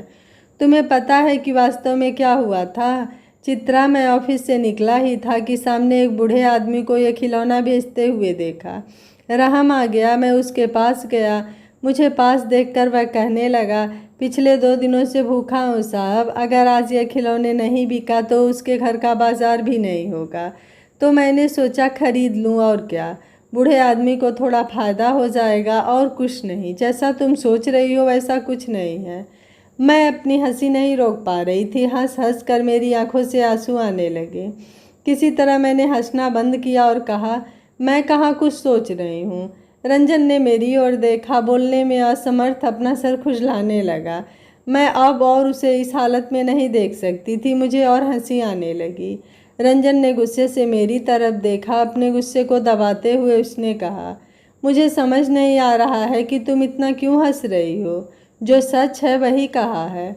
मैं मुस्कुराई और बोली, फिर ठीक है, हमारे पड़ोस के घर में कुछ बच्चे हैं, चलिए उन्हें यह खिलौने दे आते हैं, बच्चे बहुत खुश होंगे। रंजन ने आंखें घुमाई और मेरी तरफ देखा। झट से बोले, अरे चित्रा, क्या बात कर रही हो? हमारे घर में ही बच्चे हैं, फिर दूसरों के घर के बच्चों को खामोखा खिलौने क्यों देना है? मैं कुछ नहीं कहती। मैं रंजन को एक नज़र से देखती हूँ। रंजन ने दूसरी ओर मुड़कर कहा, नहीं, मैंने ऐसे ही। अरे उस दिन मैंने देखा, बिना खिलौने के टेबल और कुर्सी से बच्चा खेल रहा है। टेबल कुर्सी खींचने पर घर में शोर होता है, मेरे सिर में भी दर्द होता है, तो मैंने सोचा कि इसे खिलौने से खेलने दो, अब शोर नहीं होगा। ठीक है, मैं समझ गई। तो सावन को ले आते हैं। आप खिलौने उसके लिए लाए हैं, उसे ही दे दें, वह खुश भी होगा। रंजन उछलकर मेरी ओर बढ़ा, कहा, हाँ उसे ले आओ, कोई बात नहीं। फिर उसने मुझे मुस्कुराते हुए देखा तो कहा, चित्रा बिल्कुल हंसो मत, खाली पीली हंस रही हो, लगता है तुम्हारे दिमाग में कोई समस्या है। तुम्हें डॉक्टर को दिखाने की ज़रूरत है। उसे लाने की ज़रूरत नहीं है, तुम ले जाओ और खिलौने उसे दे दो। मैं बिना कुछ कहे मुस्कुराते हुए कमरे से निकल गई। फिर मैत्री के पास जाकर उसे सब कुछ बताई। उसकी भी मेरी जैसी ही स्थिति हो गई। किसी तरह उसकी भी हंसी नहीं रुकती। फिर मैं और मैत्री ने मिलकर एक योजना बनाया। हमने तय किया कि हम सावन को रंजन के साथ अकेला छोड़ देंगे और हम बाहर निकल जाएंगे, लेकिन हम छुप कर नज़र रखेंगे कि दोनों क्या कर रहे हैं। लेकिन मैत्री चिंतित चेहरे के साथ कहती है, लेकिन भाभी एक समस्या है। फिर क्या समस्या है? सावन तो भाई रंजन से डरता है, वह भाई के आसपास नहीं रहना चाहता। क्या वह अपने भाई के साथ अकेला रहना चाहेगा? मैंने मैत्री के कंधे पर हाथ रखा। मैं थोड़ा मुस्कुरा कर बोली, मैत्री, बच्चे अच्छी तरह समझते हैं कि कौन उनसे प्यार करता है और कौन नहीं। इसलिए जब रंजन सावन से नाराज़ रहता था तो सावन उससे डरता था। लेकिन अब मेरा मन कहता है कि सावन अब रंजन से नहीं डरेगा, क्योंकि मैं रंजन के अंदर सावन के लिए प्रेम देख रही हूँ। क्या तुम इस प्रेम का नाम जानती हो मैत्री? मैत्री धीरे से कहती है, क्या नाम भाभी? मैंने मैत्री की तरफ देखा और कहा, अपना खून। मैत्री ने अश्रुपूरित नेत्रों से मेरी ओर देखा। मैं पिताजी के कमरे में गई और देखा कि पिताजी बिस्तर पर लेटे हुए अखबार पढ़ रहे हैं और सावन उनके बगल में बैठा नोटबुक में कुछ लिख रहा था। मैंने उसकी नोटबुक पर नज़र डाली। जैसे ही मैंने उसे देखा, खारे पानी से आंखें छलक उठी। मेरे पीछे पीछे मैत्री भी आई। मेरी आंखें भीगी देखकर उसने कहा, क्या बात है भाभी, तुम रो क्यों रही हो? मैत्री की बातें सुनकर पिताजी ने अखबार को छोड़ मेरी ओर देखा। वह भी बेचैन हो उठे। वह मेरे पास आए और पूछा, क्या बात है बेटी, क्या हुआ, रो क्यों रही हो? रंजन ने कुछ कहा क्या? मैं कुछ नहीं कह पाई। मैंने अपने हाथ के इशारों से उन्हें सावन की नोटबुक दिखाई। पिताजी ने देखा और नोटबुक हाथ में ले ली। तब तक मैत्री और पिताजी की आंखों में भी आंसू आ गए थे। सावन ने खुद को नोटबुक पर चित्रित किया था। उसमें उसके बाजू में दो महिलाएं बनाया है। एक ने साड़ी पहनी हुई है और दूसरी ने सलवार कमीज पहनी हुई है। मैं समझ गई कि साड़ी में मैं हूँ और मैत्री सलवार कमीज में है। समझ गया कि हमें ही चित्रित किया गया है। चित्र में हमारे पिताजी हमारे पीछे कुर्ते पंजाबी पहने खड़े हैं। थोड़ी दूर में शर्ट पैंट पहने एक व्यक्ति खड़ा है जिसे चित्रित किया है। हम समझते हैं कि यह रंजन है, लेकिन तस्वीर में रंजन दूसरी ओर देख रहा है। एक बच्चे के अनाड़ी हाथ की ड्राइंग, लेकिन अजीब तरह से घर में सब कुछ एक तस्वीर में चित्रित किया है। मैंने सावन को दोनों हाथों से गले से लगा लिया और ज़ोर ज़ोर से रोने लगी। मेरे रोने की आवाज़ सुनकर रंजन इस कमरे में दौड़ कर आया। उसने बेचैन होकर पूछा, क्या बात है, तुम इस तरह क्यों रो रही हो? मैंने कुछ जवाब नहीं दिया। रंजन मैत्री और पिताजी के पास जाता है, कोई उत्तर नहीं दे रहा। सबकी आंखें छलक रही है। रंजन अब सावन के पास दौड़ता है। सावन को मेरे सीने से छुड़ाया और अपने छाती से लगा लिया। फिर चिल्लाते हुए उससे पूछा, तुम्हें कहाँ तकलीफ़ है? मुझे बताओ, तुम्हें कहाँ दर्द हो रहा है? मुझे बताओ, मैं तुम्हें फिर कभी नहीं डांटूंगा, मैं फिर कभी गुस्सा नहीं करूंगा। बस मुझे बताओ कि तुमको कहाँ दर्द हो रहा है, मैं तुम्हें अभी डॉक्टर के पास ले चलता हूँ। सावन रंजन के इस रूप से परिचित नहीं है और उसे समझ भी नहीं आता कि रंजन अचानक ऐसा क्यों कर रहा है। उसने हमें उलझन भरी नज़रों से देखा। हम भी रंजन को आश्चर्य से देख रहे हैं। सबसे हैरान तो पिताजी हैं। उन्होंने धीरे से जाकर रंजन के कंधे पर हाथ रखा। रंजन पीछे मुड़कर अपने पिता से कहता है, पिताजी आप क्यों रो रहे हैं? सावन को क्या हुआ है? क्या वह स्वस्थ है? मैं उसे अभी डॉक्टर के पास ले जाऊंगा। पिताजी कुर्ता के कोने से आंख पोंछते हुए कहते हैं, शांत हो जाओ रंजन, सावन को कुछ नहीं हुआ है, वह ठीक है। रंजन ने मेरी ओर देखा और कहा, फिर चित्रा तुम पागलों की तरह क्यों रो रही थी? उसे गले लगा रही थी? तुम्हारा दिमाग सचमुच खराब है। हंसने और रोने का कोई सही समय नहीं जानती। मैं आंखों में आंसू लिए भी हंसी। मैं समझती हूँ कि रंजन अप्रस्तुत हो गया है। हम उसकी कमजोरी को समझ गए हैं, इसलिए उसका गुस्सा बढ़ रहा है। मैंने सावन की नोटबुक रंजन को सौंप दी। रंजन ने नोटबुक हाथ में ली और उसे देखा। मैं, पिताजी और मैत्री रंजन को देख रहे हैं और सावन को कुछ समझ नहीं आ रहा है। वह आया और मेरे आंचल के नीचे छिप गया। रंजन ने अचानक नोटबुक छोड़ दी और सावन को मेरे आंचल से बाहर लाया और उसके सामने घुटने टेक दिए। अन्य समय में होता तो सावन शायद रंजन से बहुत डरता, लेकिन आज वह रंजन के सामने खड़े होने से नहीं डर रहा है। उसने आश्चर्य से रंजन की ओर देखा। रंजन ने धीरे से दोनों हाथों से सावन के चेहरे को पकड़ लिया। उसकी आंखों में आंसू थे। उसने धीरे से कहा, सिर्फ भाभी माँ पुकारोगे? मैं अच्छा नहीं हूँ, है ना? क्या तुम मुझे भाई नहीं कहोगे? मुझे भी एक बार बुलाओ। सावन एक बार मुझे देखता है और एक बार पिताजी को। भाई क्या है? ऐसा शब्द उसने कभी नहीं सुना था। रंजन अधीर हो गया और फिर बोला, क्या सावन, क्या तुम नाराज़ हो? क्या तुम मुझे नहीं बुलाओगे? कभी नहीं। देखो मैंने अपना कान पकड़ा है, मुझे बुलाओ। मैं और मैत्री की आंखों से लगातार आंसू गिर रहे हैं। हमें आश्चर्य करते हुए सावन ने रंजन को देखा और हंसे। वह दबी हुई मुस्कान बिल्कुल सासू माँ की मुस्कान के जैसी थी। रंजन ने उसे सरसरी निगाह से देखा। शायद माँ का चेहरा रंजन के सामने तैर गया। वह अब खुद को नहीं संभाल सका। वह सावन को गले लगाकर रो देता है। जब सावन रोता तो उसके पिता ने अपने हाथ के पिछले हिस्से से उसके आंसू पोंछ देते हैं। वैसे ही छोटे सावन ने भी रंजन के आंसू पोंछे और उसकी तरफ मुस्कुराते हुए देखा। मैत्री दौड़ कर आई और अपने दोनों भाइयों को गले से लगा लिया। मैं अपनी आंखें पोंछी और उन्हें देखती रही। खुशी का मंजर जीवन में ज़्यादा देखने को नहीं मिलता। ज़्यादा खुशी से छाती में दर्द होता है। मैं धीरे धीरे पिताजी के पास आई। पिताजी ने कहा, मेरी आंखों में लगता है कुछ गिर गया है बेटी, केवल पानी ही गिर रहा है। तुम कुछ देर इनके पास रहो, मैं जाता हूँ। पिताजी मुझे कुछ कहने का मौका दिए बिना चले गए। आज अपने कमरे में बैठकर तारों का मेला देखकर वो अपने आप को संभाल नहीं पाए। अब मैं उन्हें नहीं बुलाना चाहती। आज उन्हें रोने देती हूँ ताकि बरसों के दर्द आंसुओं से धुल जाएं। मैं एक आह भरकर उन्हें देखती हूँ। लगता है सासू माँ दूर से हमें देखकर मुस्कुरा रही हैं। उनके छोटे से घोंसले में आज सितारों का मेला लगा है, लेकिन वह हमारे बीच नहीं है। मैंने मन ही मन उनसे कहा, यह खुशी मेरे घर में जीवन भर बनी रहे, हम जीवन भर ऐसे ही रहें और आपका आशीर्वाद हमारे सर पर रहे।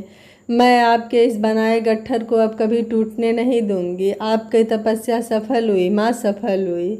यह कहानी आपको कैसी लगी, आप मुझे अपनी राय कमेंट बॉक्स में ज़रूर दीजिएगा। वीडियो पसंद आया है तो वीडियो को लाइक शेयर एंड चैनल को सब्सक्राइब कर लीजिएगा। Thank you for watching. मिलते हैं अगली कहानी में।